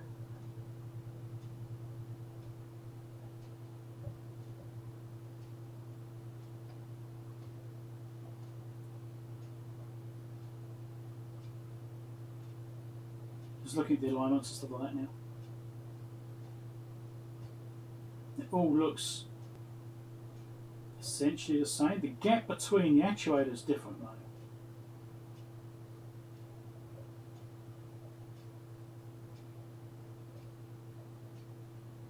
The gap is different. So where you've got the end of the coil, you've got that little metal tab on the end of the coil, which goes against the actuator. That gap there is very different between the two.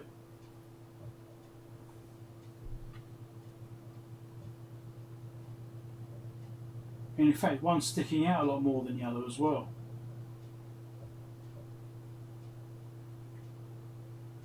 The coil form is slightly different.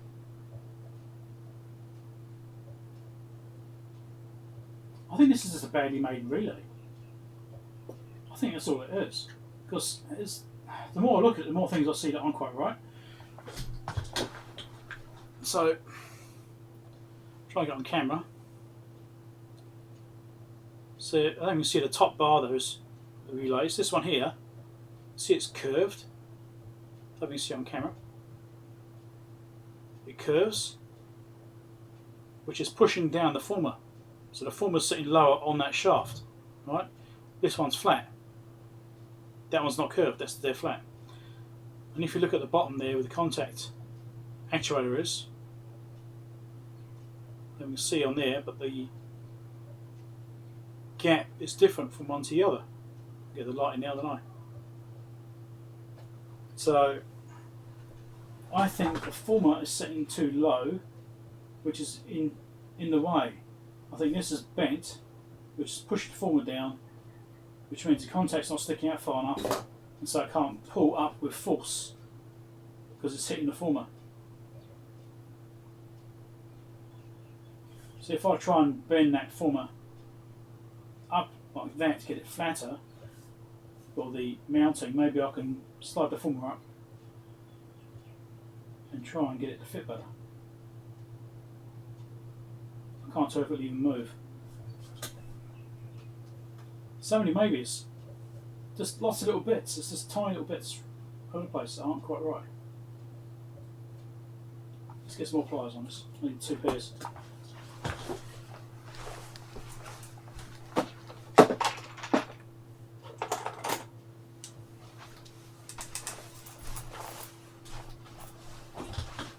We'll try and bend it. Hey, it doesn't work, so I've got nothing to lose, have we? Is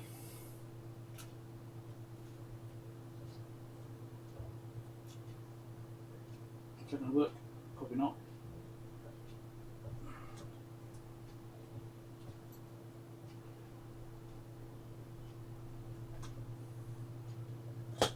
Might be too thick.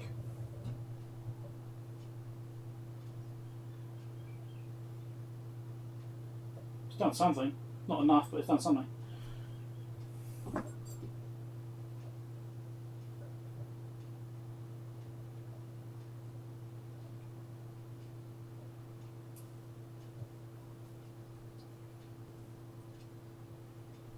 Really get in here very well with these.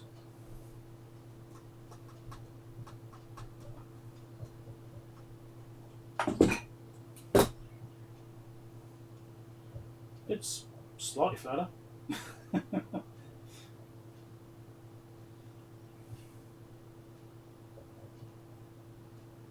It's almost like I need to hold the sides of the former of the bracket and push the centre of the former down to get it that way.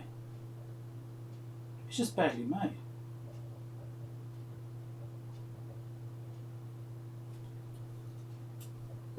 think I can show this up.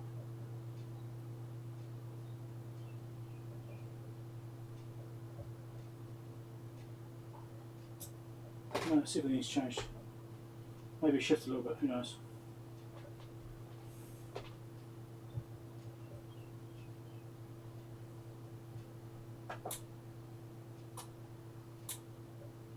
Nah, no different. Still crap. I think I might be fighting a losing battle with this. I might have to fork out the $100. That'd be annoying.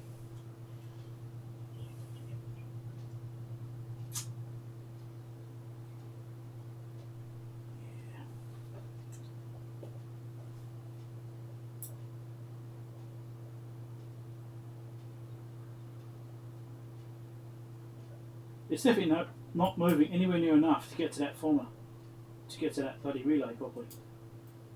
It's not moving anywhere near that.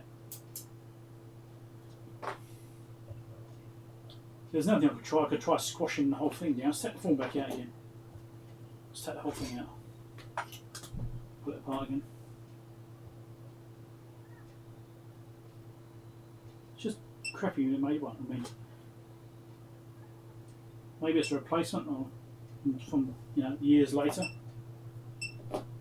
Even the gold looks different compared to the other one.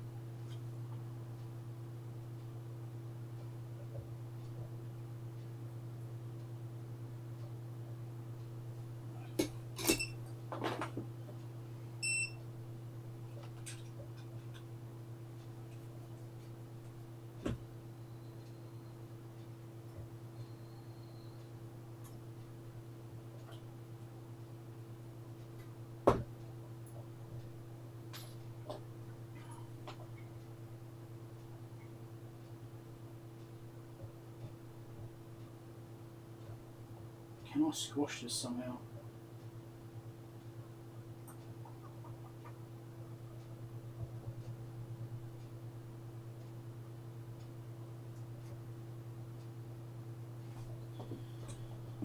This is getting a bit extreme. Can I slide the formula?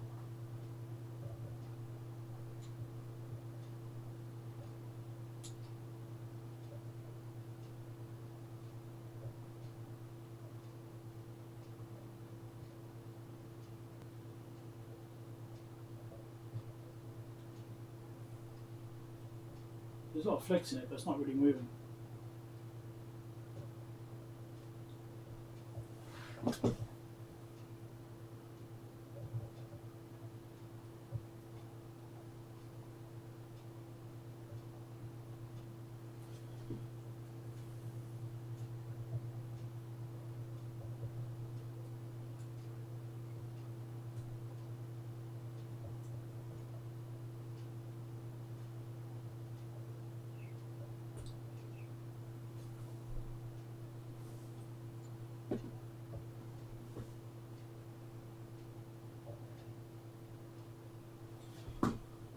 Yes, this is going to be fiddly, right?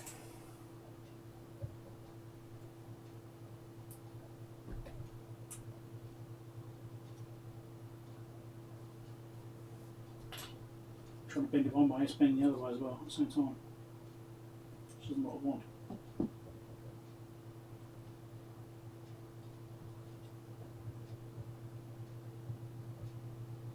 This metal is actually pretty soft, it's quite surprising.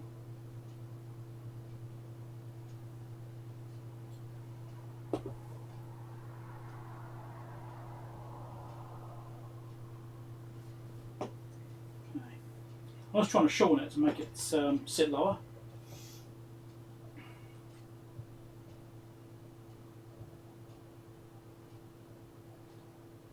Okay, that's done the job. That's shifted down by probably 0.5 millimeter. We'll try that again.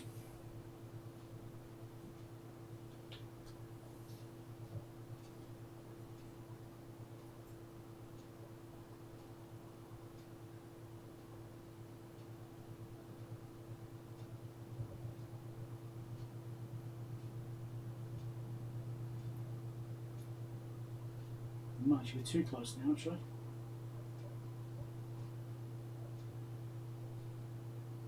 This has to be a pivot. It's a little too close. Let's get a bit further away again. Might have gone too far. Look.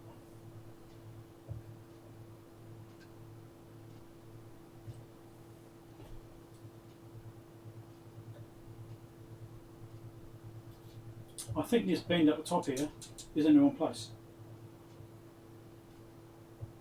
I'm pretty sure that's what's wrong.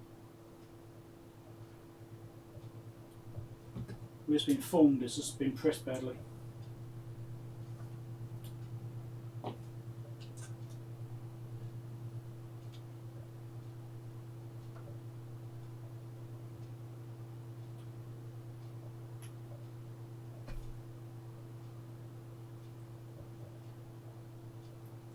Many years ago, in my teenage years, I used to work in metal pressings, so I actually understand how these things work.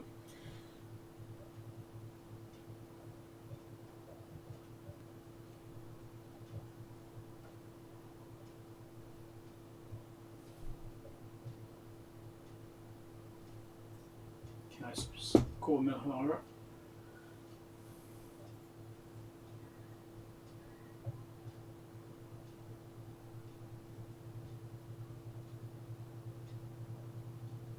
Better. Hopefully the string's still going. Okay.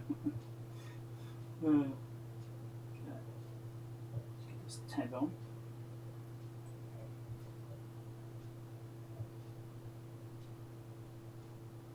Shift it off, of course.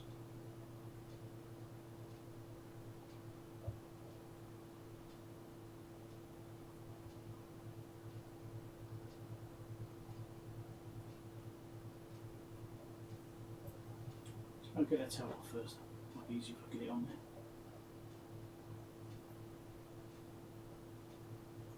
Or not.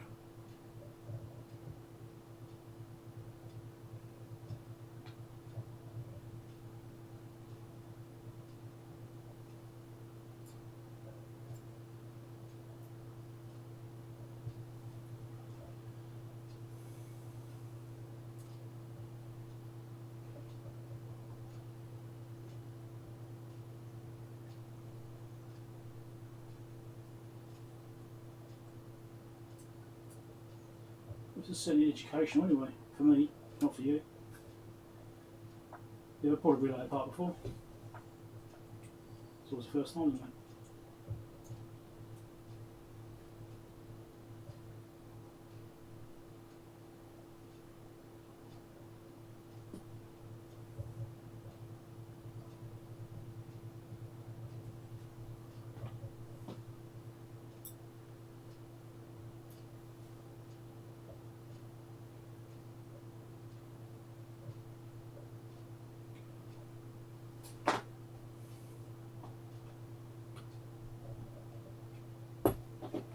Sorry about on, give it another go.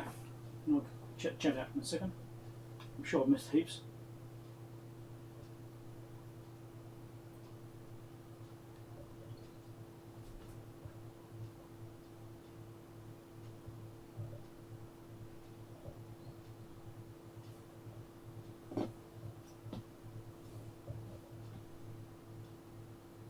See, if this wasn't such an expensive relay, I wouldn't be bothering doing this either. I'll just be getting a new one, but if they're that sort of expensive, then it's in my interest to try and fix this one.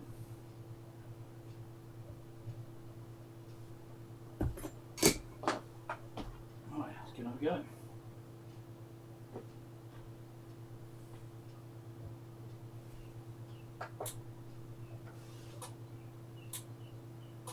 No, that's worse.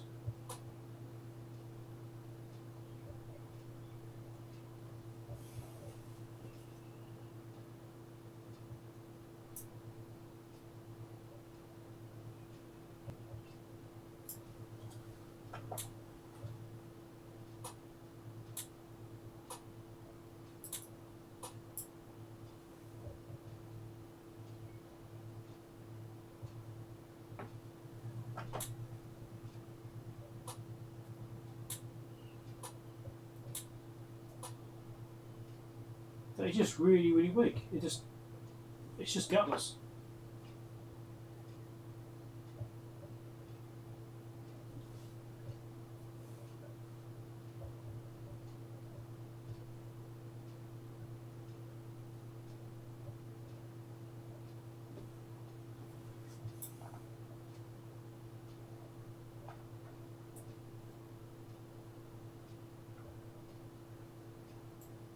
If I push it with tweezers, it will work fine.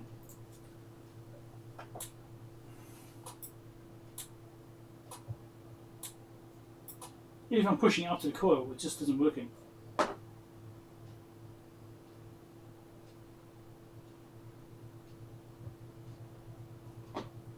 It's just crap. I think I need a new relay. Oh well. Right, let's have a look.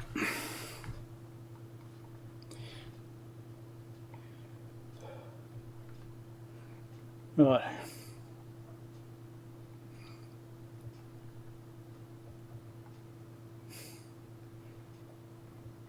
Yeah. It's broke, we're going to break it. Yeah, well. Yeah, it's not getting any better.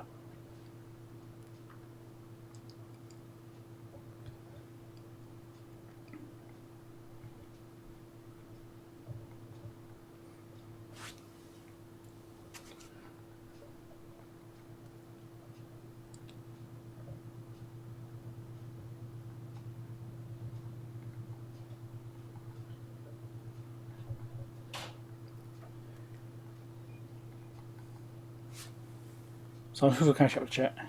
Yeah, I'll change views. Here we go.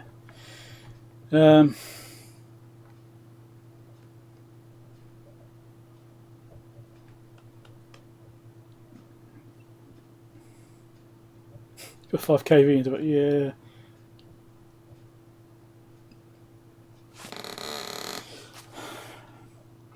Who has spares? Well, normally when I fix test gear, I won't buy one. I'll buy 5 or 10, depending on what it is and what the cost is. So,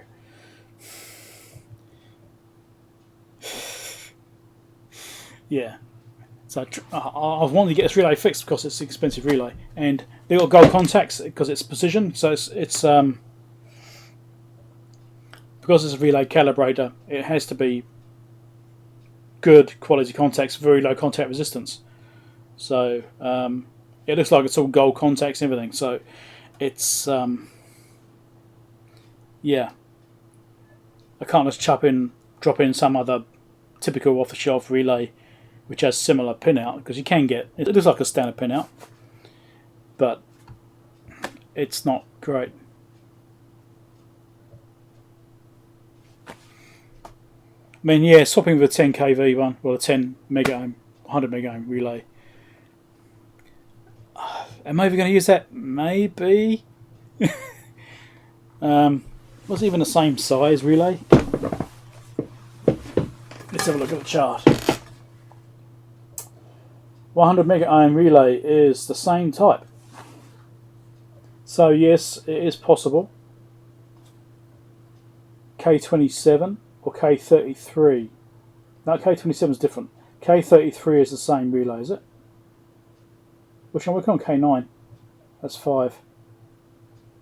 Oh, no, it's a different relay type.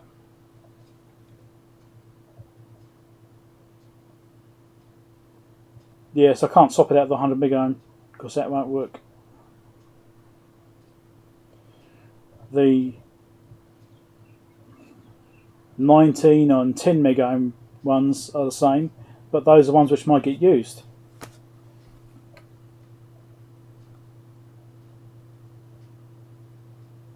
Are they? No, they're different as well. Sorry, they're different as well. No, the only ones that are the same are the smaller value ones. So I've got no choice, I had to replace it.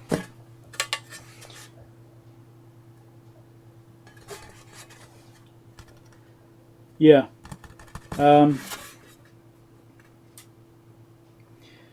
So the Fluke part number is 602953.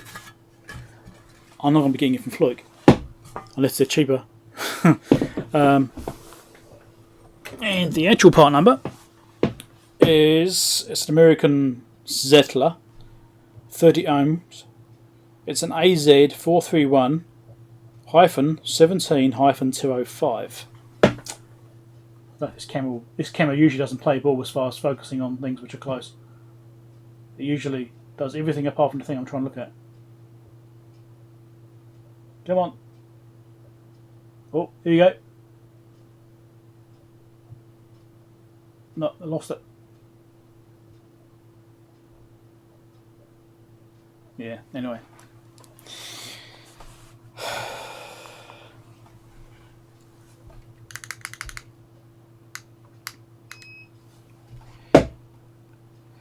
So that's a shame.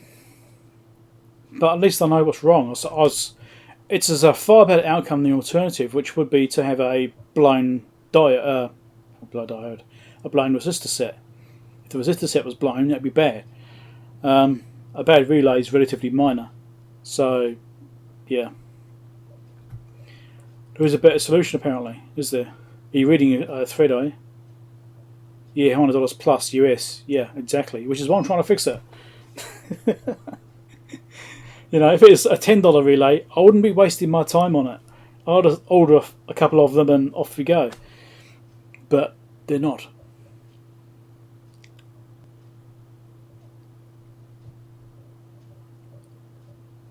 Yeah, I'll type it in for you.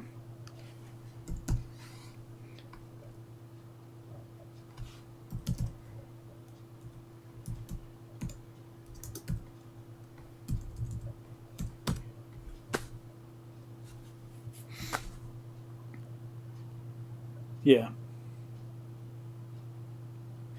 So yeah, I'm going to have to look into this. I mean, these are expensive relays because they're obviously super high quality, low contact resistance, which is why they're in a calibrator. Would I pay $100 to replace a relay? Yes. I'd rather not spend $100 to replace a relay though. I'd rather just try and fix up this one, find out exactly what's going on with it. Fine silver, gold plated, yeah.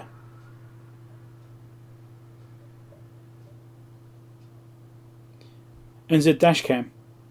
Yeah, that's my channel as well. You recognise the voice, did you? There's a bit less swearing on this channel though. I tend to swear a lot on the other channel, Dashcam one. Calling people idiots and dickheads and stuff like that. Anyway, won't go there. Alright.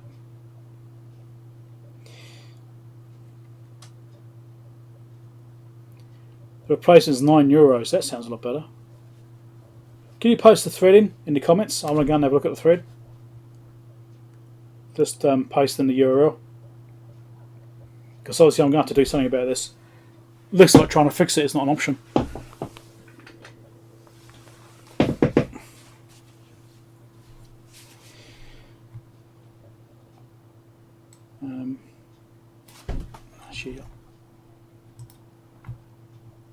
There's a site that I use. I might be able to get a free one if I'm lucky, actually. So the thing about being a YouTuber is you get people approach you sometimes offering to sponsor you and things like that. And sometimes these companies are part suppliers. Now I've had a couple of part suppliers contact me asking to sponsor me. And I've said, I'll be interested when I need something. What's the chances that they've got these parts?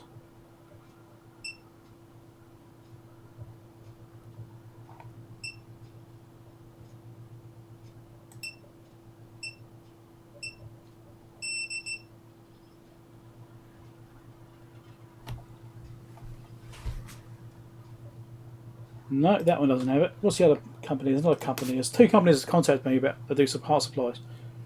What was the other one?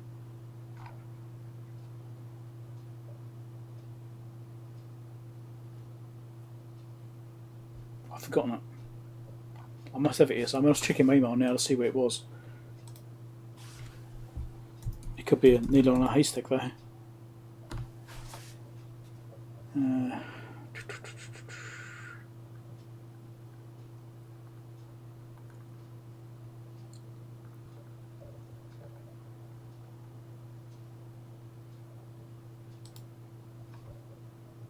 here we go. Right, let me try and find their website.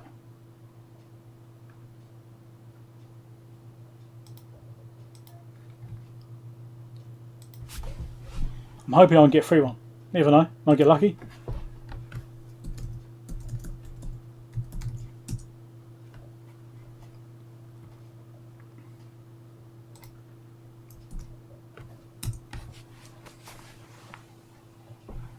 Nah. So, two companies have both approached me about sponsorships, and neither company has this part, which is a shame.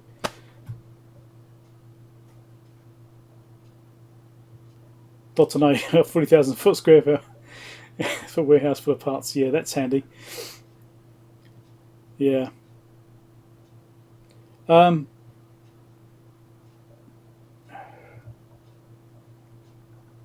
David, I don't think the link came through. I don't see it in the chat here.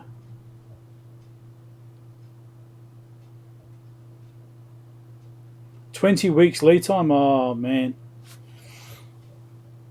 So, you can almost say unobtainium then, couldn't you? You can almost say you can't get them.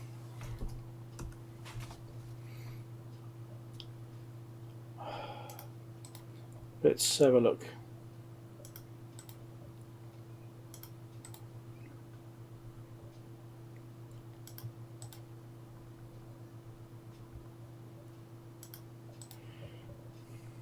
Oh, there's an EV blog thread. I'm guessing that's the one you're looking at.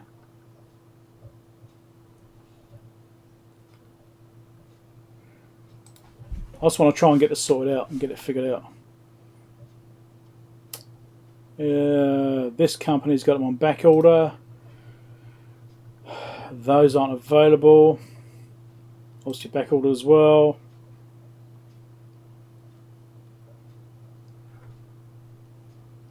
Oh, this one looks promising.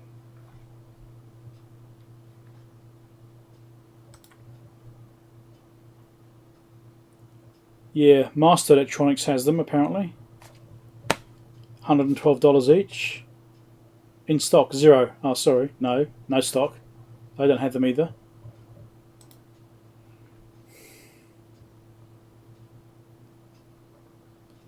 And this is purely quoting, asking for a quote. So yeah, it seems nobody's got these bloody things.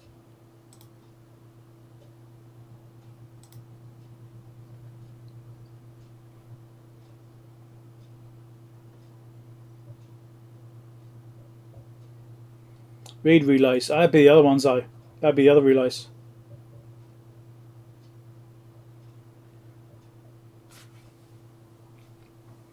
Links should be allowed. I should just pop up in my chat and I should be able to choose whether it shows it or not. For some reason it's obviously blocking it completely. Okay.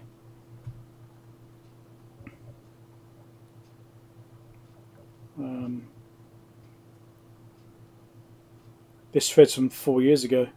What I'm looking at. Yeah, I'm going to have to do some research on this. I'm not doing it right now. I'm going to waste you guys' time sitting there watching me browse the internet. Yeah, looks like that Pearl Luli proposed replacement. That's a read relay, so that's not the same one I'm looking at now. There are read relays in it. Who knows, maybe they're bad too. I haven't got that far. So that may still be useful information.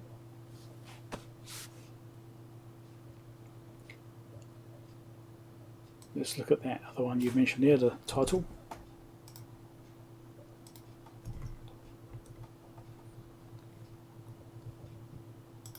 Straight to EV blog. Do a Google search, straight to EV blog. Of course it does.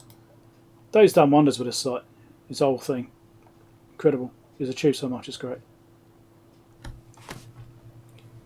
Oh yeah, yep, those are read relays. I should probably get some of those as spares.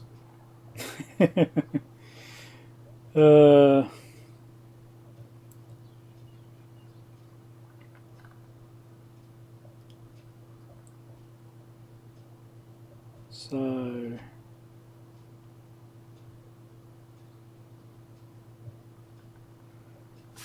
yeah, okay. Really? It's stuck on the back of the board. Right. Yes, definitely more research required. Yeah, There'll be an option. There will be something out there. So there, it does use multiple contacts. If I find a service manual, I'll put it up on the screen here. Let me find it. I've already got it here somewhere. I've got to open it once I find the thing. 5450 service manual. I'll check on the top screen. And probably make it a bit smaller.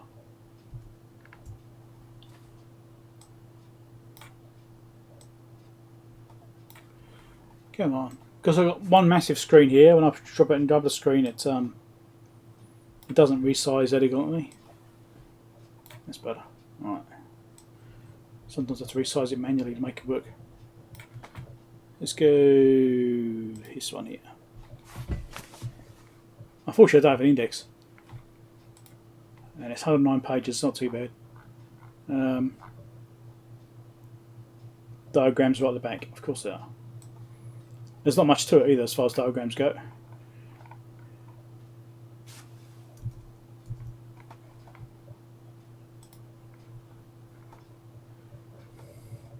Come on, like that.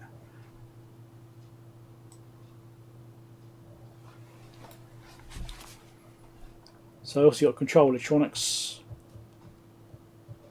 There's one section. The front panel is a section.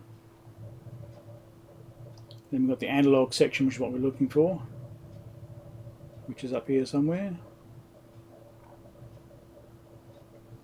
There we go. This is what we're looking at.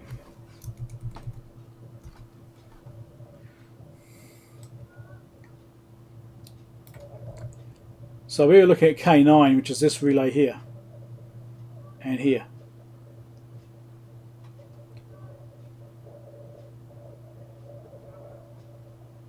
So it looks like, is there any more contacts? Sometimes we've got contacts in other places as well.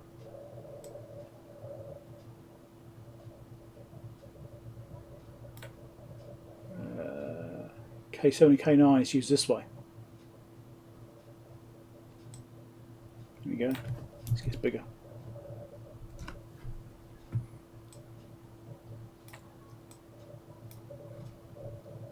So it's used in parallel on across those contacts there and all those ones. So it's all in parallel and series.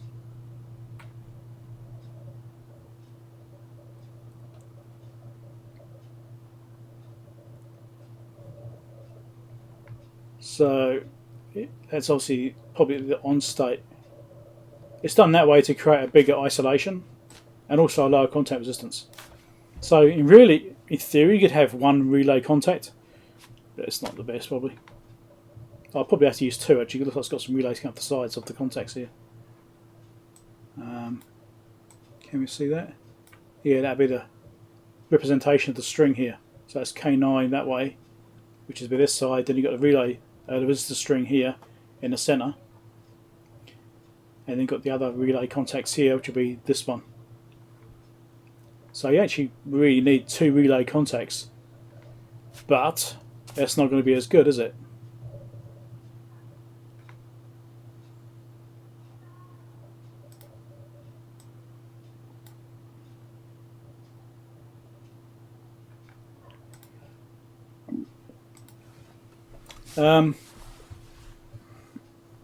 It might be a standard relay footprint.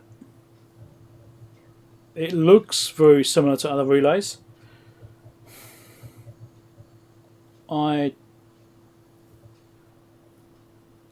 don't have anything in here to compare it with.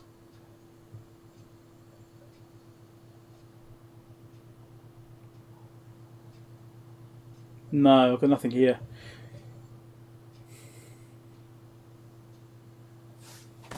I'd be okay to checking data sheet stuff, but it's still got things like gold contacts and things like that. Well, so it's high quality. It needs to be that kind of level, you know. Is it possible to transfer the contacts?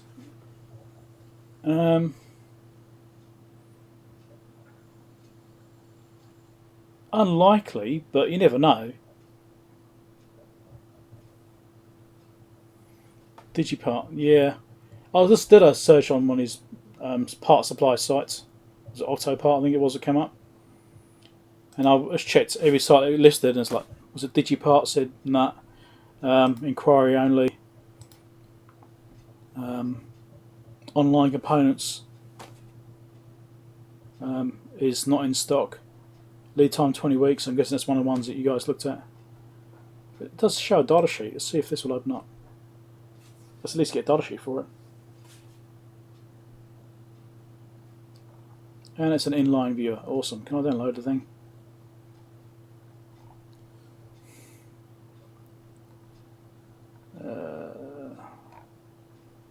AZ420 series. That's not exactly the same one.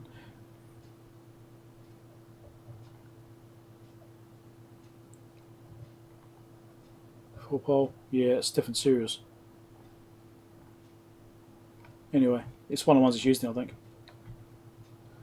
Yeah, it's going to be expensive. Have I checked Mauser? Not yet. But it didn't come up in the search results on Google.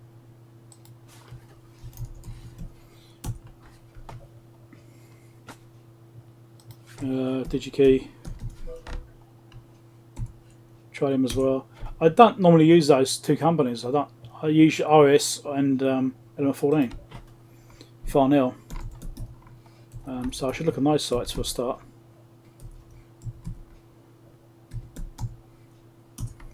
Be nice if I can find one.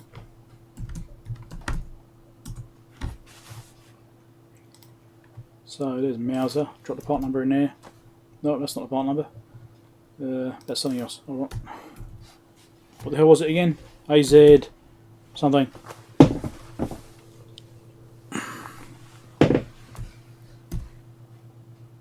AZ431 17.205 or hyphen 205. Okay. You know, I have to spend that kind of money to get the relay, then I have to spend that kind of money. For the how much I got the calibrator for, it's insignificant, really. But it's still a big outlay. Mauser said no.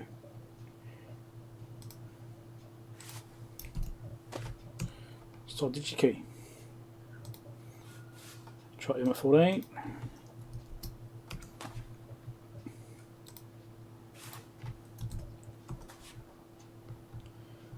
The best outcome would have been if I could have found it from one of those other suppliers which offered to sponsor me.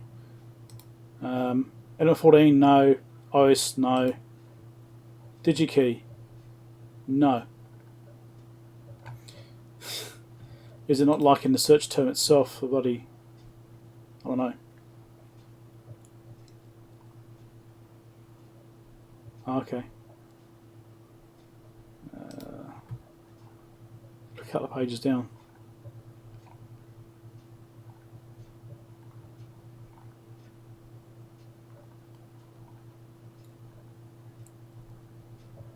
Oh, yeah, it shows the right pin out. Yeah. 2-pole, 4-pole. Shows 2-pole and 4-pole, not 6-pole. In the actual listing there.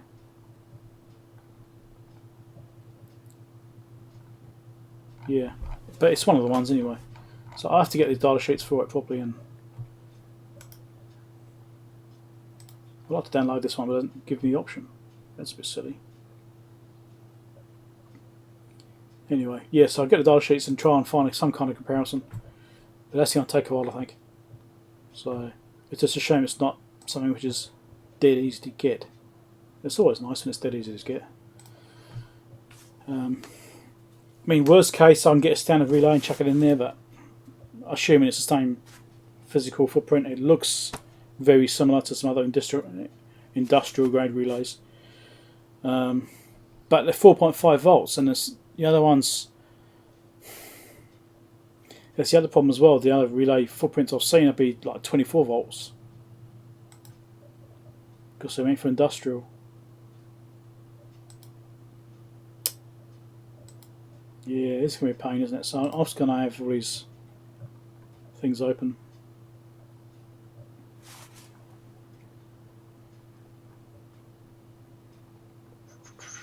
Yeah. Okay, it's going to take some research. Yeah, American Zettler are still around after. I don't know. Let's see if I can find a website.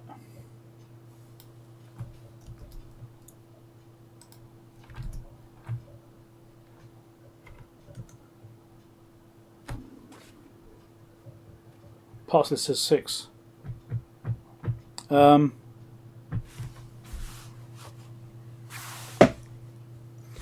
Which bit are you looking at? It's a 6 pole, yes. This particular relay 6 pole. That data sheet that I came up with before, linked from that site, which said they could get them maybe after 20 weeks. That the data sheet was there was for the 420 series, which is 2 pole, 4 pole. But I think those are in there as well. So, yeah, I haven't looked into those ones yet. This has 3, I suppose you say 3 columns with 6 contacts in each column. There you go.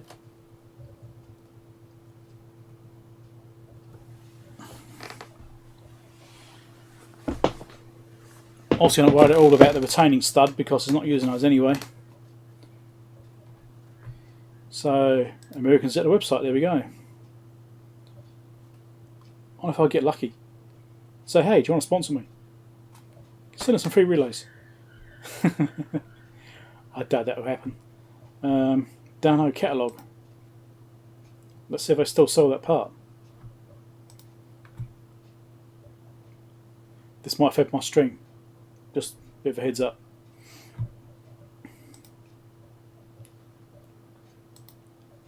God, it's midday already. Wow. This stream's still going forever. Right. Yeah, so we've got. So the unit's got 2 pole,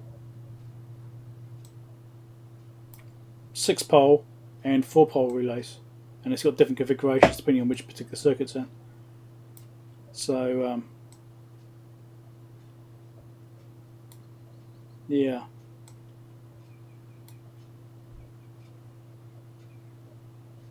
Obviously these aren't closing. I mean, if I could put that relay in a circuit which has to open rather than one that has to shut, because it is nudging it. It is pushing it off the contacts, just not making it onto the other ones, all of them. Or it's not making all the contacts. So if it's only got to break contact,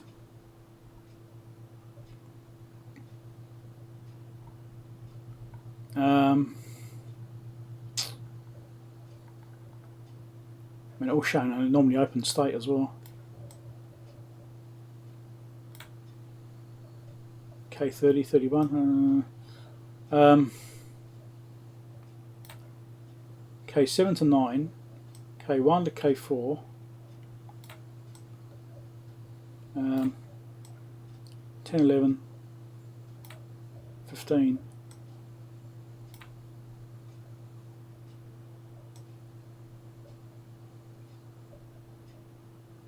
K1, what's that doing? It's doing the 1 ohms range. No, it needs that one.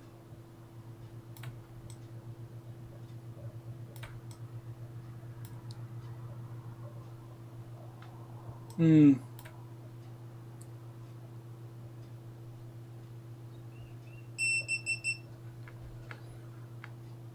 544B, no, that number's not familiar. I don't have one of those. Or 554OB. Always, I don't know why I always do 3 digits, not 4. It must be something about 3s, I don't know. Yeah. I don't see anything from this diagram which would mean I could swap it out with a different relay and have it so it normally opens, because the opening's not a problem, it's closing the normally closed, sorry, opening the normally closed contacts is working, but it's not closing the normally open contacts.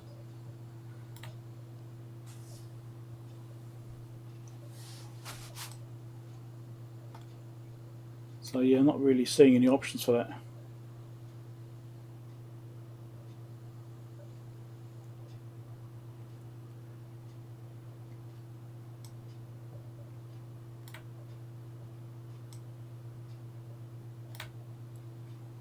Yeah. So I think I might be out of luck with that. I can't swap it with another one. Oh, it was a voltage calibrator, was it? Oh, okay. Yeah, well, I guess it's going to be my next search, isn't it? Trying to find this part. Means somewhere there'll be a way of doing it. I mean, I've got the relay coil. If I could get another relay which is the same size and same fitment, maybe I could swap the relay coil. Unlikely, but possible. Yeah, the thing is, each manufacturer's got their own way of doing things, so they might be exactly the same. So, you know, let's look at this website. Let's have a look. American Zettler website. Here we go. There's their relay catalogue. Do they list it still? What the hell am I looking for again? 431.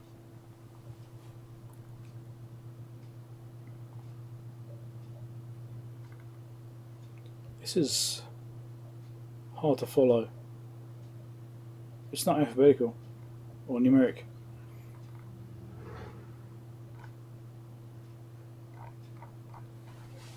I'll do a search.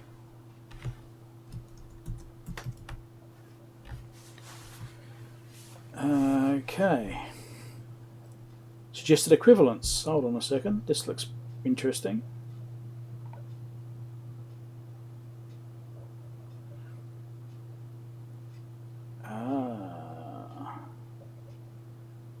Interesting, okay. Suggested equivalents for the AZ431 and the 420 and the 41, which are obviously the different package styles. Which I have 3 package styles on that board, so chances are it's those 3. Which is the MagniCraft Class 67. It's also called MSD. Okay. Could that be a clue? Let's save this thing before I lose it.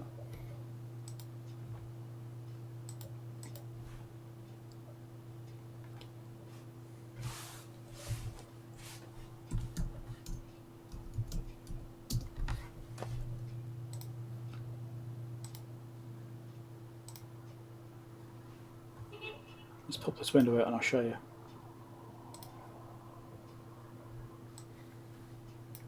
Here we go.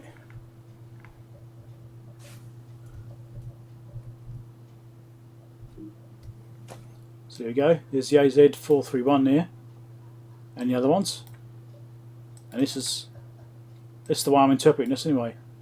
Is this manufacturer with this particular model? It looks like that's their comparison chart.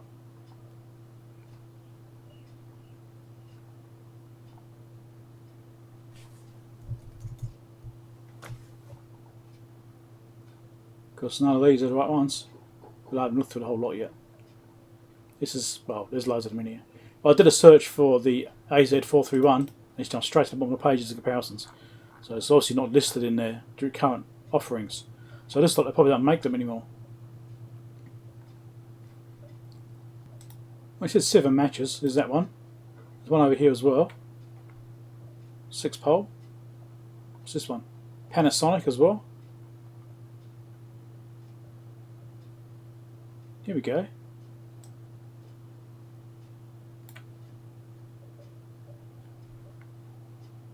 Looks like Panasonic might do them too then. So there's that one, Another one down here. Another one there, ZL. Which are Shrek. So it looks like there might be a few equivalents. Tyco. Okay, so this is looking more promising.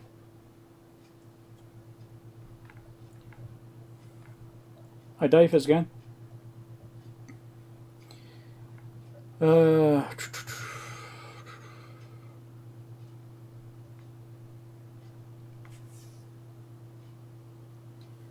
How old is the chart?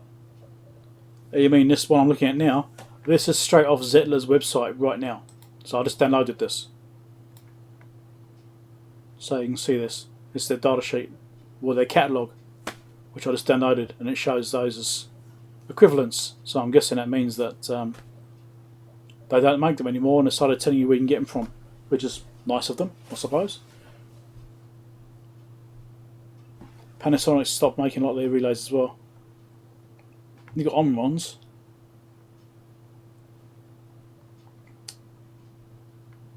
I doubt there's one of those there. So let's go through these searches again.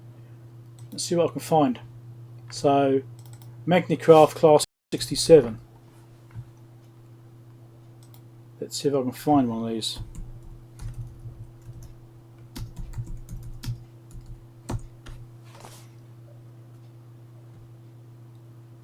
From Schneider.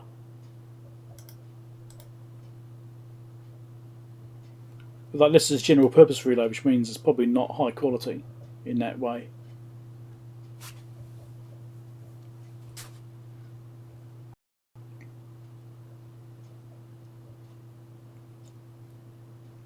So I'm on stopped as well. Interesting. Well, maybe this is something they compiled some time ago, and you know they just left it as is. This is not the right place. Hold on. Farnell have them. They have Magnecraft relays. Let's go look there.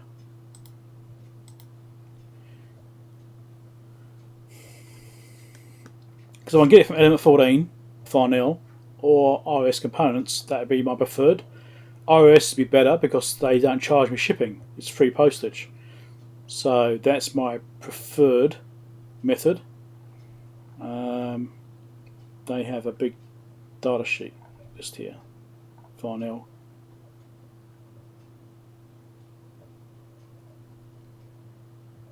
It's a Class 67, isn't it? It isn't showing up yet. Different number formats.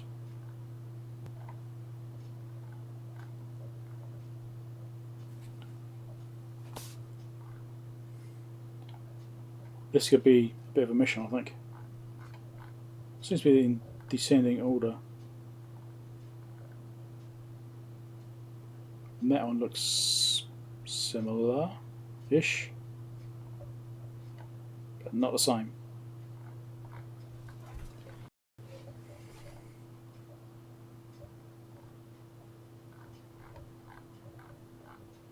Having to browse through catalogues to find stuff is a pain, I'll tell you.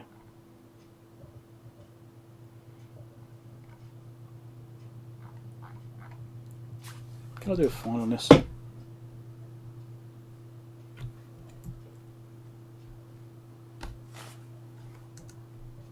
Can't even find 67, but then it is a PDF, so maybe you can't search it. The right ones. Terminals are massive.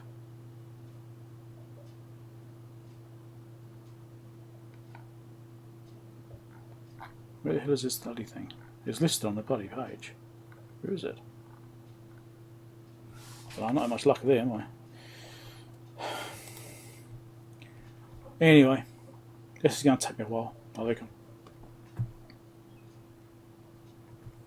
But hey, we made progress on the fluke. It's you know, with Chris's suggestion there of working the relays with the oscillator, that made a world of difference. So what I'll do is I'll go around and do the rest of those in the same way, work all the relays, see how it looks then, and see what other problems we've got. And obviously try and either continue trying to repair this relay or source something which is going to work.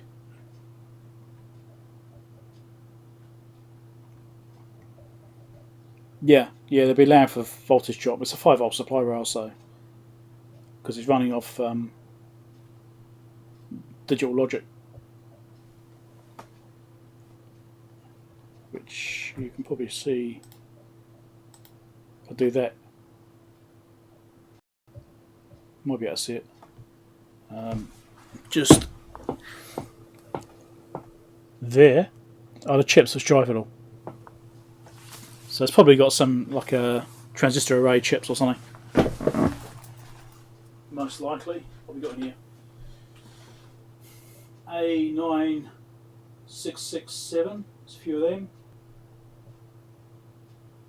which look like to be going out. Yeah, this one over here is just going to these relays. So it's definitely driving relays. These relays here go to this chip here. So A9667 is most likely a transistor array in a single chip. Yeah, that's my guess.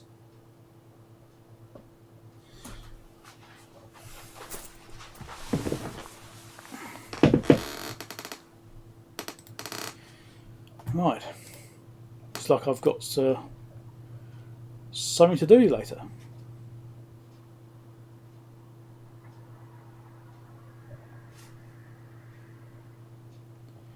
mean, 5-volt will still work. I mean, I've had 5-volt relays working on 3.5 volts just,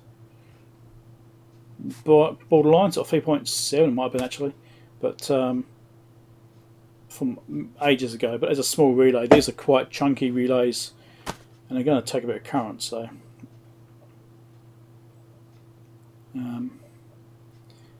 check to see if the core is magnetised. Well, I probably can. There's a small gap. Can't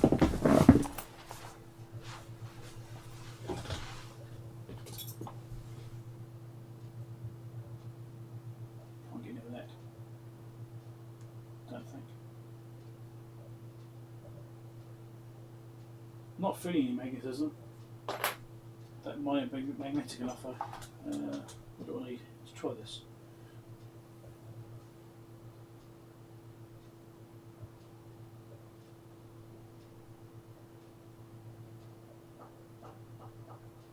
So we've got a little component leak here.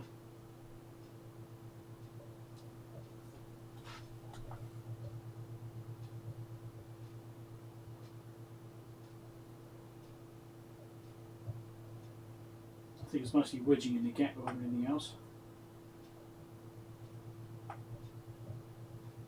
No, it's not sticking to the core. The core's not magnetised.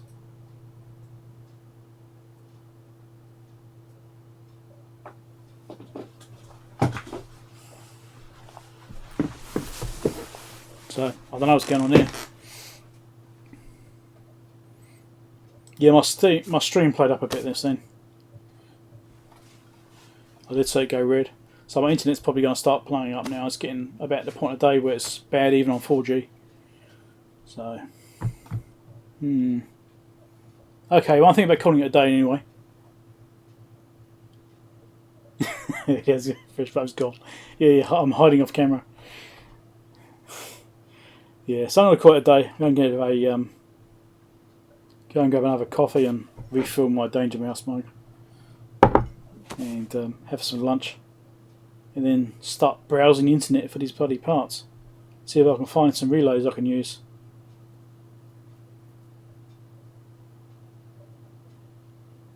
Yeah, the internet's a bit dodgy. So I streamed for longer than I thought it would. I thought I'd only do for a couple of hours. So nearly 5 hours. Not too bad. Well, it's probably done a couple of different streams. It's probably broken up a couple of times each time it's stopped. So okay, everyone, thanks for dropping by, and don't forget to check out the merch. Now I've got 10,000 subs. I've got a merch shelf down there below by description somewhere down there. Apparently, I've never seen it. Apparently, it's there. So if you're interested in merch, I've reduced the prices recently because I noticed that the people were looking but not necessarily buying. So I looked at the price and hold on, these default prices on Teespring are actually fairly expensive. So I've actually dropped the prices down. And so if you looked before and thought, it's too expensive, go and have a look in case it's more appropriate for what you think now. I'm only making a couple of dollars on each item now, so it's a bit better. You missed the best bit. We have to go and watch the beginning of the screen. I did quite a bit on it. So, alright, thanks everyone for dropping by, and I might do another stream next week, so watch out for notifications in a week's time. We'll see how we go. If I've got something to work on, something to tinker with. I mean, I could always be making these boards, but then do you want to sit there watching me solder? I don't know, do you? Maybe you do. Okay, catch you later, and thanks for dropping by. Give us a thumbs up as well, don't forget that.